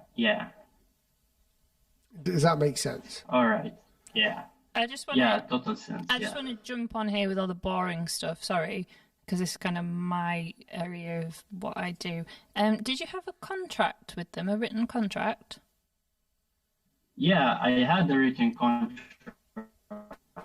with them. That went a bit funny then, But he sorry. ignored it completely, saying that, So I don't know about his case, but So you had a written I contract don't know with if he them. was trying to get some bucks. Yeah, Yeah, exactly. and they signed He it. was trying to get some bucks out to home or something like that. Yeah, he signed it. Yeah, and then you completed the work and it got signed off, Yeah, and they paid exactly. the final 50%. Yeah, Okay, and then they came back to you 4 months later. Yeah. after 3 months Mhm. exactly, coming back, saying that he wants the font, he wants the logo. By the way, the logo, as I said before, it was a sample logo, just Yeah. a scrap one. It wasn't meant to be on his company before. Yeah. He's So trying. he didn't ask for a logo. Yeah. So- He's trying to scam you then there. So he's trying to get more out of you than what you'd agreed upon in the contract. So you didn't agree to do a logo within the contract. And he's then come back a few months exactly. later and said, right, now I want my logo. Okay, But yeah. you never agreed to that. Yeah. Right. Yeah, Then exactly. you need to reference the contract when you speak to them. Yes, and also I'll just add, because you said this, which meant something, which was cheap price equals cheap work. By that, I don't mean like the work will be cheap because it's a cheap price, but it will look cheap because you haven't spent time on it. Not saying that your designs look cheap or anything, but maybe raise your prices and you'll stop getting those clients. Yeah, that's definitely something. But I would not be shy at coming forward and saying, well, actually, I've just checked the contract and we agreed for a colour palette. We agreed for some mock-ups. We agreed for a bit of stationery design. We never agreed to a logo. If you want a logo, I can do that for you, no problem. It will be this much and it will take this long. And I will expect 50% up front and 50% when we complete. Honestly, like somebody just popped in, it was Doctor Who just said, they paid for your work. They didn't buy you. You don't owe them anything. If you have done the work, they've signed it off, they've paid and they were happy. It's like somebody coming to Will from a year ago saying, oh, by the way, can you edit my logo now? No, it's done. The project is done. You can't just keep coming back for free refills. It's not how it works. Yeah, that's it. You've got to maintain that. But I hope that helped, Aaron. I'm going to jump down to the next person, but thanks for joining in. Oops, sorry, I just right. I don't know how to say your name. I think it's Alicia. So I've asked her to unmute. Go on, unmute Alicia, and let's hear what you have to say and a question. Can you hear me? Do you hear me? Yes, I can hear you. Yes. Okay, so my question was that I'm an inexperienced designer. I'm currently studying, and I'm not quite sure how much should I charge when it comes like, little projects. For example, right now I made an infography for a political guy that's a friend of my cousin, and he asked me like for a sample work, and I send it, low quality of course, but I don't know if I should charge by hour or by the whole design.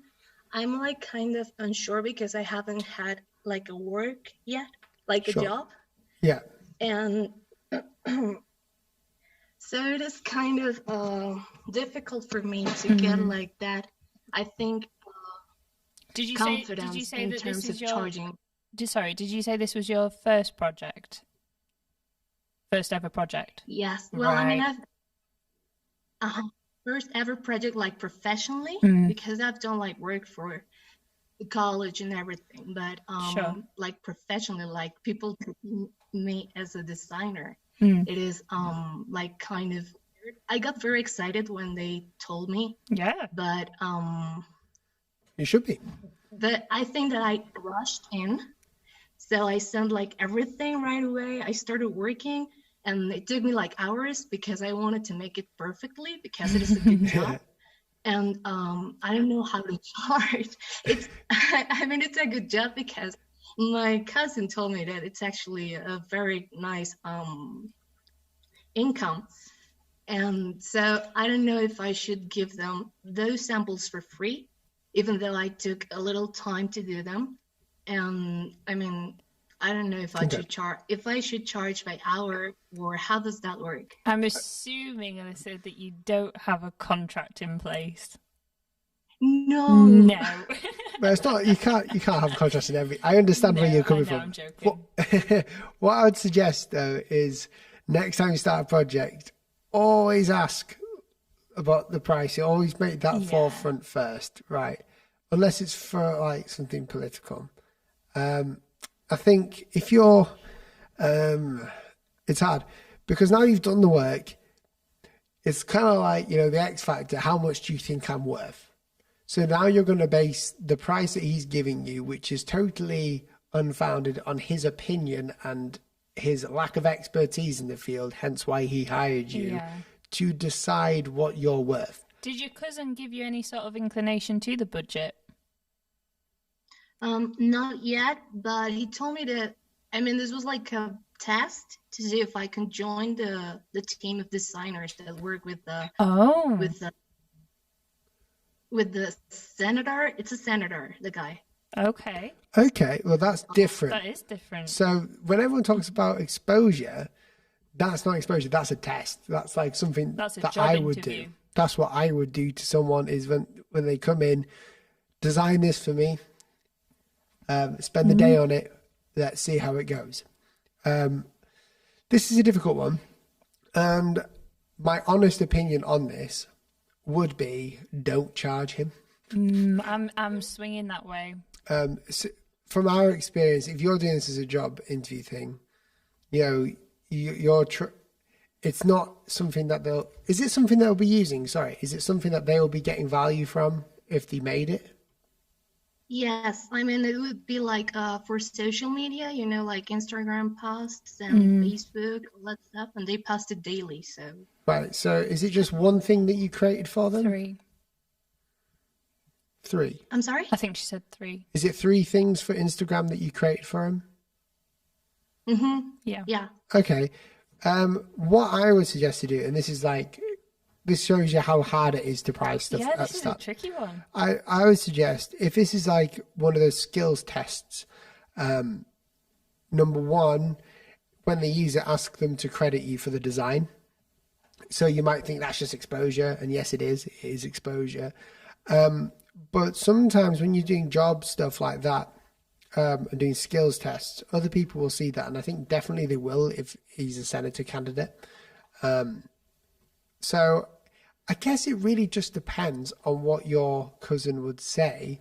But if it's for a job thing, I wouldn't charge personally. I would say, look, here's my skills test. If it's going to land you a job, like a permanent job at the end of it, then I can definitely see. Because you're not freelancing. But on the flip side to that, if they were looking at hiring you out, then you need to decide if moving forward, if you get future work from them, if you want to charge hourly or if you want to charge per project. So if you charge hourly this time and they come back to you in a month's time, should be getting paid a wage. Unless they outsource, is what I'm saying. So depending on what it is, if you don't get me wrong, if you're getting a full-time job, then yeah, just do it and see if they like it. Wonderful. But if they're gonna, what I was trying to say was, if they're going to outsource you and then come back to you in a month and say, yeah, we want more work, then you need to, start off as you mean to go on. if that makes sense. So if you want to charge hourly, then say, no problem. Or if you want to charge per project. Yeah. Okay. So the main thing is, are you getting paid like as, a wage after this, Alicia, or are you getting outsourced? Outsourced, I think. Yeah. Okay. Because Yeah. we haven't talked yet about that. Yeah. Charge them. If you're being, I thought you were going to get like a full-time job. Yeah. If they're outsourcing you, I would suggest, asking your cousin what they believe to be appropriate is, and then come to a conclusion on that, and make sure that you ask, is this what you pay others? Yeah, and knowing your audience as well, because by the sounds of it, the people that you're doing work for, you're giving them tremendous amount of value. You're giving them a lot of value, and they are probably not on a very, very, very tight budget. Yeah, so I think the ethical thing to do, which is what money always has to be ethical. Of course it does. And money is not a dirty term. People need to get over the charging thing. Not you specifically, Alicia. That sounded nasty. But like this whole thing is designed to make people more confident in charging for their expertise. So absolutely. I would ask, I would use these words. What would be appropriate? What would be the appropriate amount you would pay me for this? Yeah. Or what shall I? Who shall I address the invoice to, and for what amount? Yes. That might be a good version. And if it's ridiculously and offensively low, then keep in mind she's a hobbyist. Are you a hobbyist or inexperienced? No, inexperienced. Inexperienced. Yes. Sorry. So yeah, as I said, make sure that you're asking them if this is the same that what they would pay someone else, and make sure of it, because obviously I don't want to get into the political stuff about it or anything, but ethically it is right to be paid for the work that you've done, and be paid the same as everyone else should have the same payment. Absolutely. I hope that answers your question though, Alicia, or at least helps.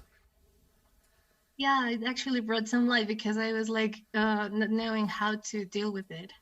Don't be worried about it. If they sense you're worried about it, then they can use that. Like, this is the thing. As soon as you start worrying about charging people and just owning it yourself and saying, I'm a human and I need money too, and this is what I want to do to make money, it's perfectly fine. I don't think they would have gotten into this imagining that they were getting stuff for free. Otherwise, they would just keep going to different designers, wouldn't they? But and it wouldn't look good as a political political one, that though. But well done, good job. Well done, Alicia.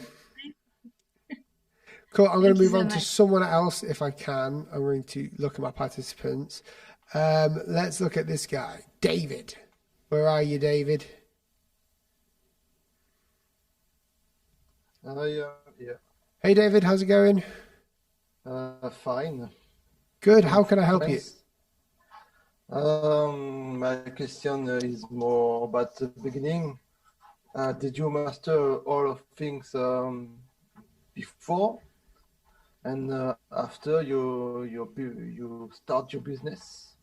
And is it a block to your process? Okay. To answer the first one first, sorry. So the first question, okay.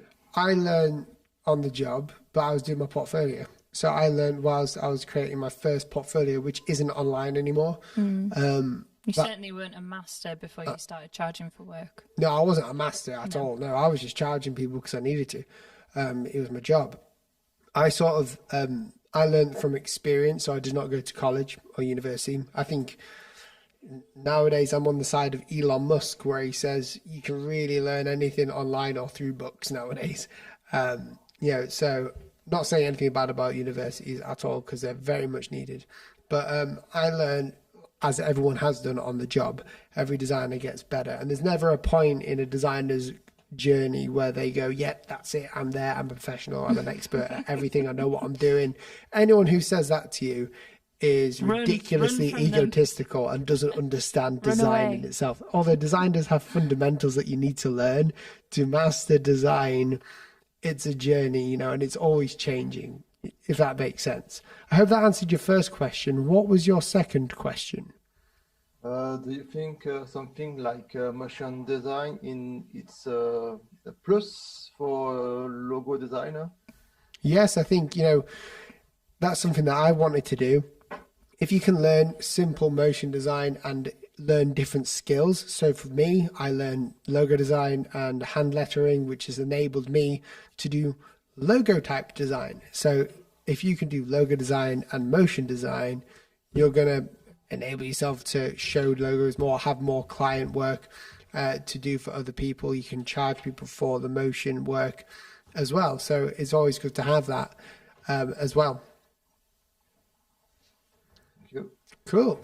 I'm going to move on to the next person just because like I'm aware of the time and these guys have been waiting forever, but thank you very much, dude. Okay, let's have a look. Who's next? Jay. Let's have a look at Jay. I'm asking him to unmute. You right, Will? Hey, Jay, how's it going? Going well, yeah. Spoke to you on Twitter before. I think you might know. Pardon? Spoke to you on Twitter before, in DMs before. Oh, Jay, how's it going? Yeah, I did. How have you been? Doing well, yeah. I've just made 2 new logos today as well. Oh, So nice quite one. fun.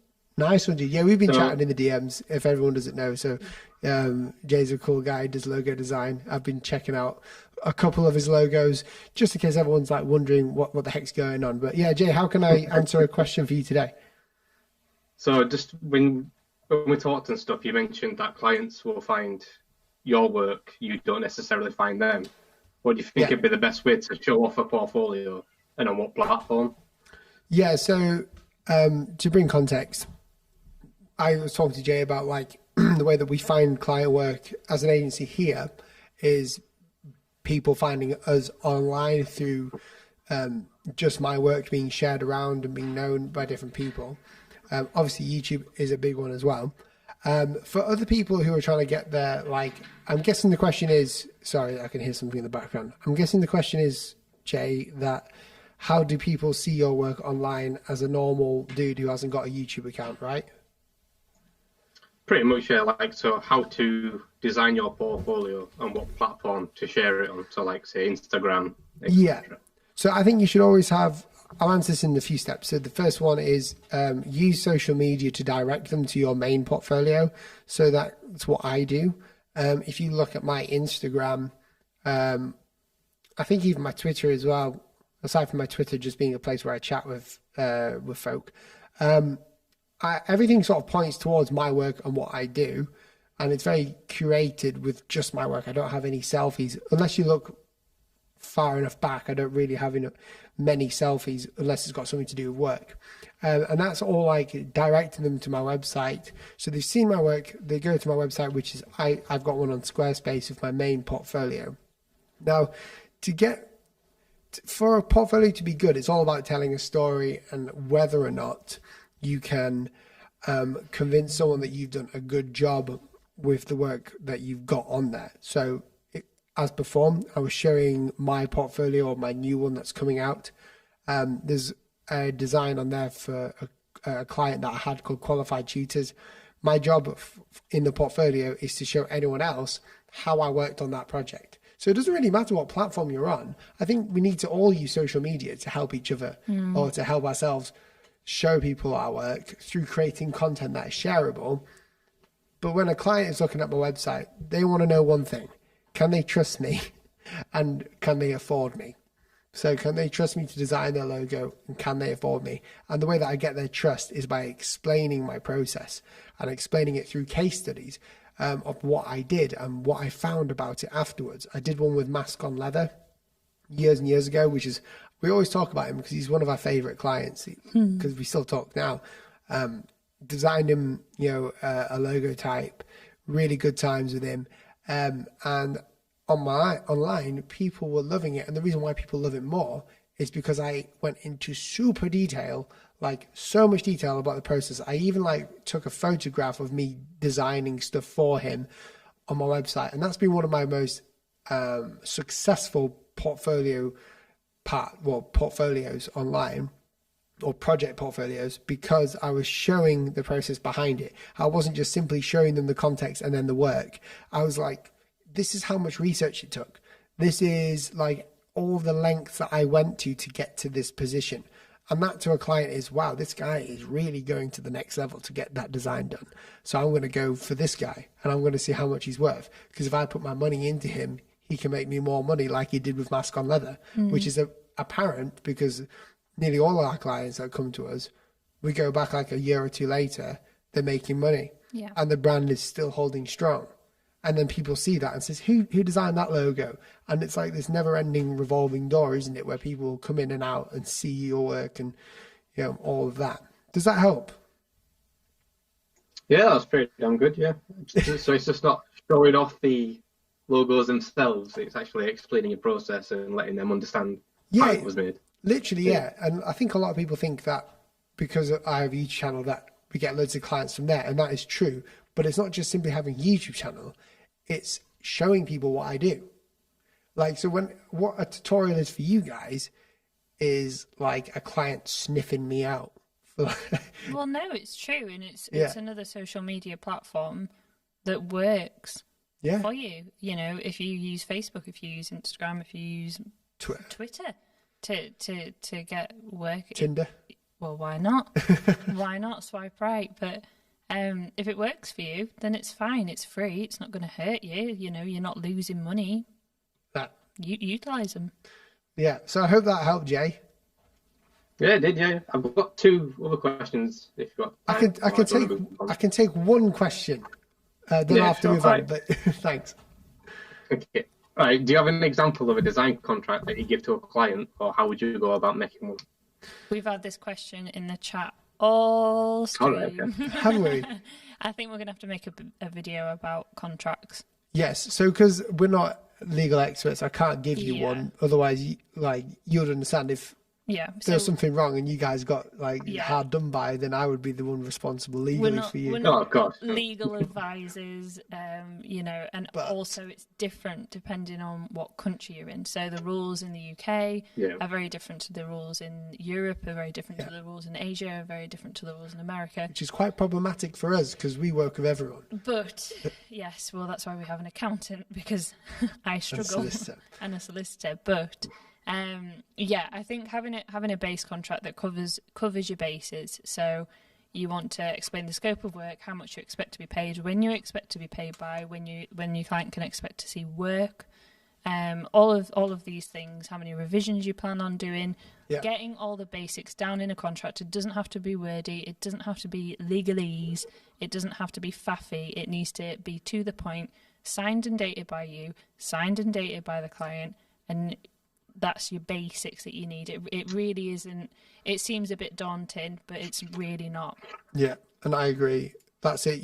The main thing is you can find stuff online if you type it in, and I'm sure a lot of them are in there. But the short answer is go to a solicitor. They will draft one up for you.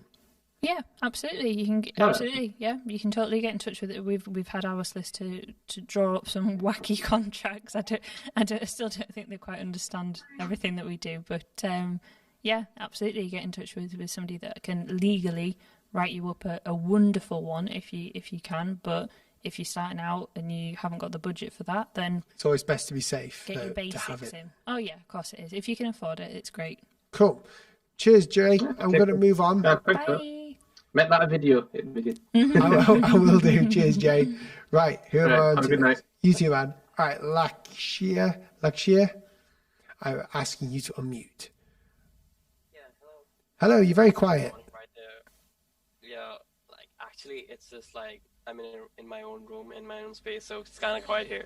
Oh, there we go. So my question was, how do I find people who understand the value of my work as I'm in the gaming niche, graphics for streamers and all that.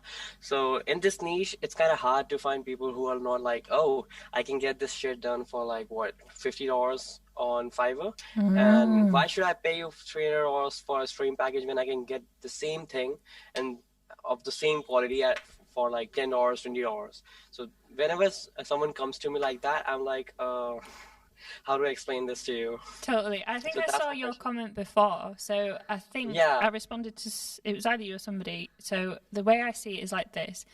I can get a burger for $1. I can get a burger for $10, or I can get a burger for $35. All these burgers will be edible. All of these burgers will, fill me up. But if I have got no money, then I am going to go for the $1 burger because I need to eat to survive. if I've got more money in my pocket and I want to treat myself, well, take Will on a date, a couple of candles, I might go for a gourmet burger.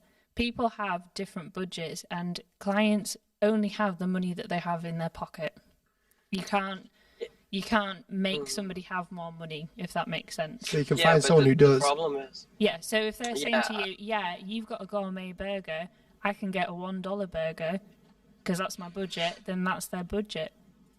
yeah. So I've found clients on their I've researched on them, and they have they do have money and the purchasing capacity, if that's what So the problem is it's just so leached by companies who are so big that they don't really care about designers like us who just work on this niche, for a couple of $100. They are like, oh, we're gonna hire a team and make them do 100 overlays and sell them for $5. Yeah. So that's the problem where a company which is very big in scale, right? And they have ads going on Fiverr, on they have everything going on, and we can't really afford to spend thousands of dollars on ads and marketing. Of course not.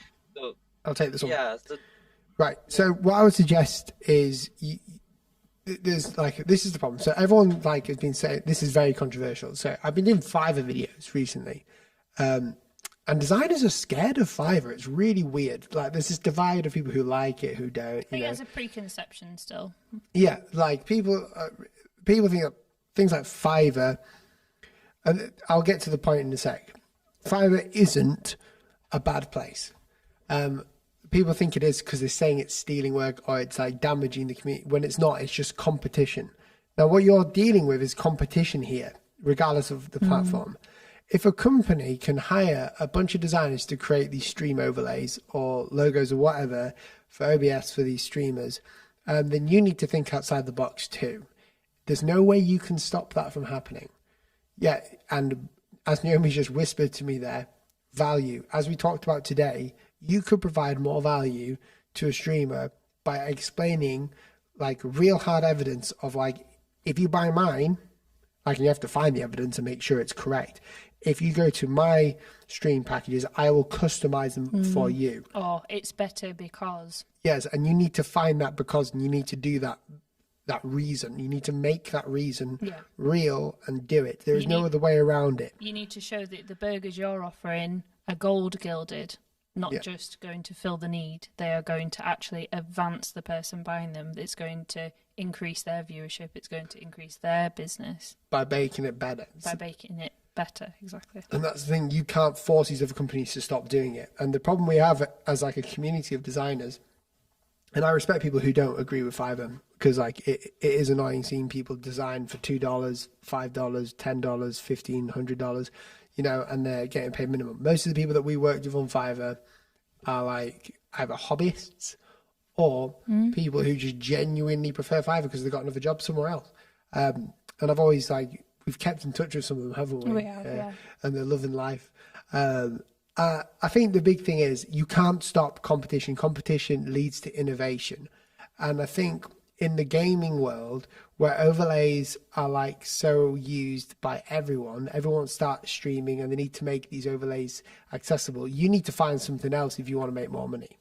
You need to find another niche within the gaming, or in the overlay niche, you need to find a niche within that niche that makes your niche more profitable, that those companies can't so easily replicate. More valuable. Make a brand out of it. And this is why it's so important for designers to have a brand out of them.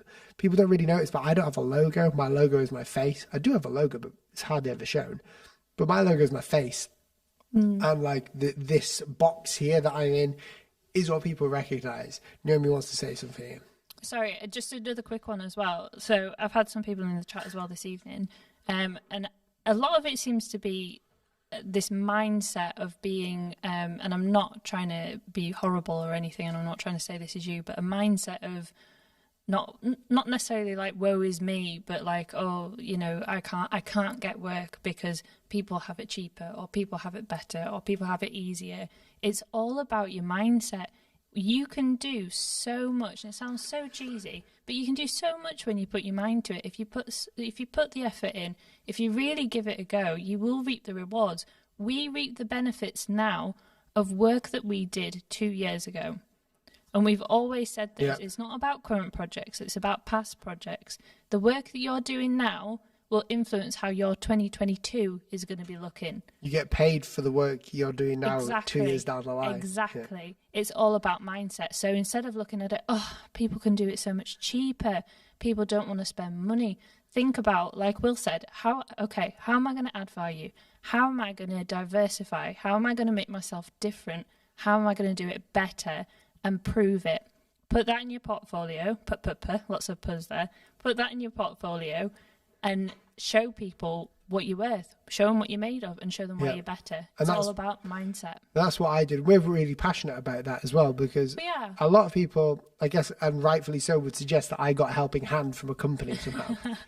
Or that I, magically... That you didn't work for all of this from the ground up, no? No, but we did. To give some context, I'm not trying to make it about me again, but to help you give context, I worked from when I was 17, I think, all the way up to like 19 or whatever, like 8 to 10 hour days. No, more than that, 8 a.m. till 10 p.m. Yeah, 8 a.m., I'll be honest, yeah. And it was not grueling, it was just a lot of work. I wanted to be a designer. I also wanted to own a business. What am I going to do? And it wasn't about the time, really. I mean, that we don't do that anymore. We work a lot less than that now. But I spent all that time learning my craft, putting things into practice, doing my portfolio, and then also brainstorming of how people think about it. How do we break through? And if I didn't spend that time doing that, then I obviously wouldn't be here today. But I remember very clearly saying to me then, the work that I'm doing now is what I'm going to get paid for in 2 years' time. And then when I started to get, when we started seeing money come in, as me back then was a freelancer, I was saying then the work that I'm doing today is the money that I'll get 2 years down the line. Everything works in that way. Go for it. But your mindset of that was so positive. It was so positive. You never thought, oh, I'm never going to make it. I'm never going to make it. Because actually your mindset was, I'm going to add value because I've learnt this great thing. I'm going to make a YouTube video showing people how they can make this thing, like a tutorial of how to use, I think it was Cinema 4D or something, something random like that. So your mindset was always, I've learnt it, I'm going to show somebody else, I'm going to build other people up. It was never, I'll never be able to do it. It's all in the mindset. That's it. I'm just going to move on to the last slide to help people because I realise this is the most important slide, and I will come back to Pat in the hope that helped. Zoom, but I hope that helped, dude. And the only reason why is because I'm losing my voice and I can't afford to do that. Take a drink. I will do. So here we go. How to charge more. I can't believe I didn't show this. This is like the slide that everyone's been waiting for. I do apologize, everyone. In fact, I'm going to mark it so I know when this is for people when they come back to the video. Okay, so how to charge more. The first way is to increase value with what you can offer. This is what I do. This is what we're doing. If I can't do it, I'm going to hire someone who can for the agency. This is hilarious. So I'm just looking through the chat. Okay. The second way is to raise price due to demand. If I'm getting loads of people who are wanting work, then I'm going to have to make sure that I raise my prices so I can work with one of them. I'll go for the one who works the most or who's the most or is better, or who I would prefer to work with. So these are two ways. The third way is to show value. Again, if you show value, if you show how your work is going to bring value to that community, and I've said value like a million times, but that's really what it is. If you can show that through case studies, through portfolios, through meeting with them face to face, then you will have a more confident time charging them.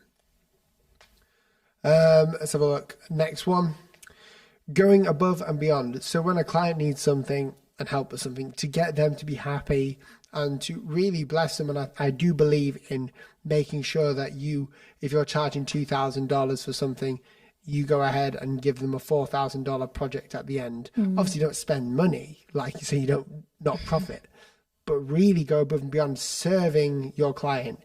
Remember, you're there to serve their company, to make them more money, so they invest in you. When you have that servitude mindset with the consultation mindset of you're an expert and you come in as a positioned expert, not only can you then design something, but you can consult with that company, and then you have more confidence to charge them for what they're doing. The next one is test pricing. If you're struggling right now as a freelancer, as if we go here, if you're one of these, but if you're a freelancer part-time, freelancer full-time, then you should be testing your pricing. By that, I mean, see where you can go. Don't be ridiculous and extort people, but test what your pricing can do.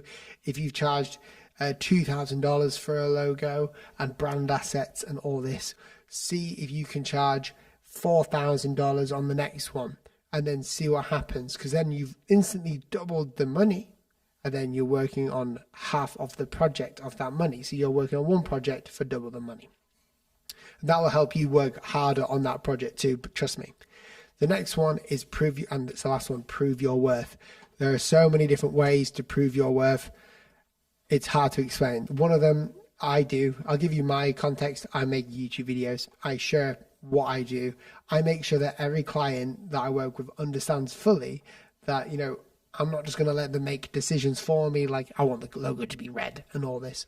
I'm going to actually explain to them that, I don't just produce a logo, I design it. So I come up from the ground up. I take a look at your company, and from the ground up, I go ahead and make what's best for you. So there you go. You can screen grab this if you want. This is how to charge more. And that's basically it. And I want to make sure that you guys can understand that pricing your work in 2021, at least, isn't a dirty thing. It is a good thing. We're going to move to the last person that has been here for a while. Pat, I'm going to ask you to unmute. I know there's a delay on stream, so it'll be slightly strange for you. But yeah, whenever he comes on, hopefully he will unmute. Pat, are you there? He must be just listening to the stream, so he has no idea. I'll wait. We'll all wait. So how's it going? I don't know if people like that. I'm just having a look at the YouTube chat. I think people like that. I think so. I think we should probably even make it into a video, because we have sort of skimmed through that, and that's probably the most important bit. But we've been answering so many questions. We have pretty much covered, though, everything in that we wanted to talk about. Yeah, we have. That is it now. I'm going to skip Pat and go to Tevin Morris. Go, Tevin. I'm asking them to unmute, but they're not having it. Unmute. There we go. Tevin, how's it going? I'm good. How are you guys? I'm good. What is your question? My question for today, let me see. So I've been seeing that you've been saying, okay, let's say someone says, okay, I'm looking at your portfolio. Yep. And he's like, okay, I like your work. I want to work with you. But then he's like, okay, but I cannot have that budget. Like, I don't have that budget on me. So what should I really do? So I really convince him, no, I cannot go lower than this or anything. If you've got a low price, like a price where you won't budge on low, don't go for them. We're not supposed to be in the scarcity mind. If you're in the scarcity mindset where you're living month by month, it's very difficult because you've got nothing to fall back on. So what I would suggest is say no. And then whilst you could be working with them and making money, the work that you do in your portfolio today to make it better will be the money you get paid in 2 years' time. So I would suggest say no, unless they can meet the budget. And that's the final offer. Never be bullied by them, because they will never be satisfied with the work that you bring if they barter you too low. I mean, if you want to work with them, go for it, but just make sure that the idea of work that you're giving, or the work that you're actually giving them, is good and it's your best. Don't discount the work if you're discounting price. So yeah, if you're having an actual issue with them where you're at a stalemate, they want to work with me, but they haven't got the budget, it's basically your call. But I would always stay firm. Wouldn't you, Naomi, when someone is like that? I'm guessing so, because staying firm with that and telling them, well, I'll wait until you have the budget. works as well. So they can actually save for that budget. If I was asking you to design a logo for me and my business didn't have the budget today, I would then say, as a nice person, okay, you are saying it's worth this. I can see your work. I can see why you're saying this. You're an expert in the field. You've communicated this correctly. Well, I'm going to wait.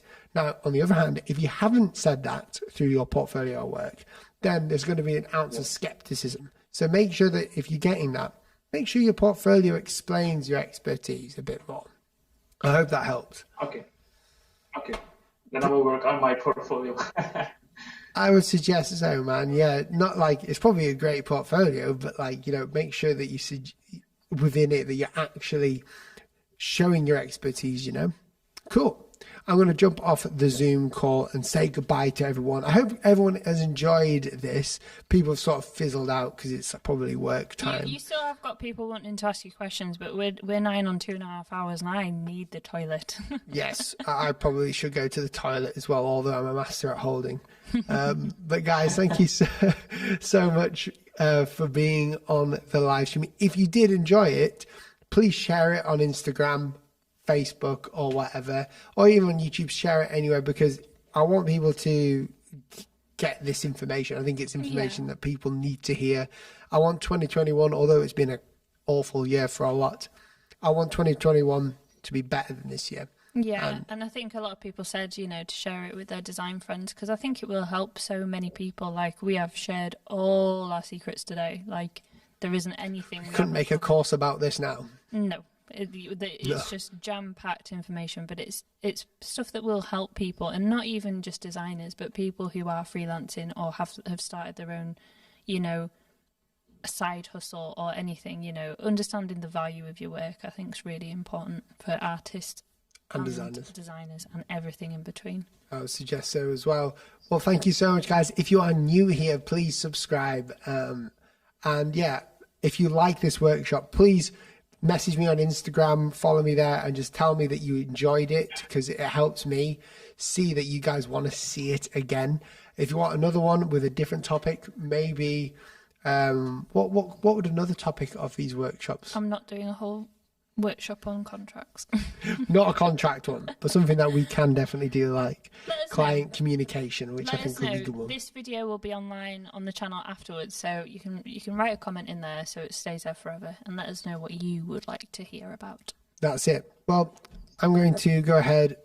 And thank you, Doctor Who, for all of your super chats. It's so kind. Oh, Doctor Who, thank you, you legend. He's bought us lots of coffees. You have. Thank you so much, Doctor Who. Guys, so everyone go ahead and thank Doctor Who in the server and in the comments. He's amazing. Thank you to everyone else who's given, supported, or whatever. And yeah, we shall see you guys in the next one. Keep safe.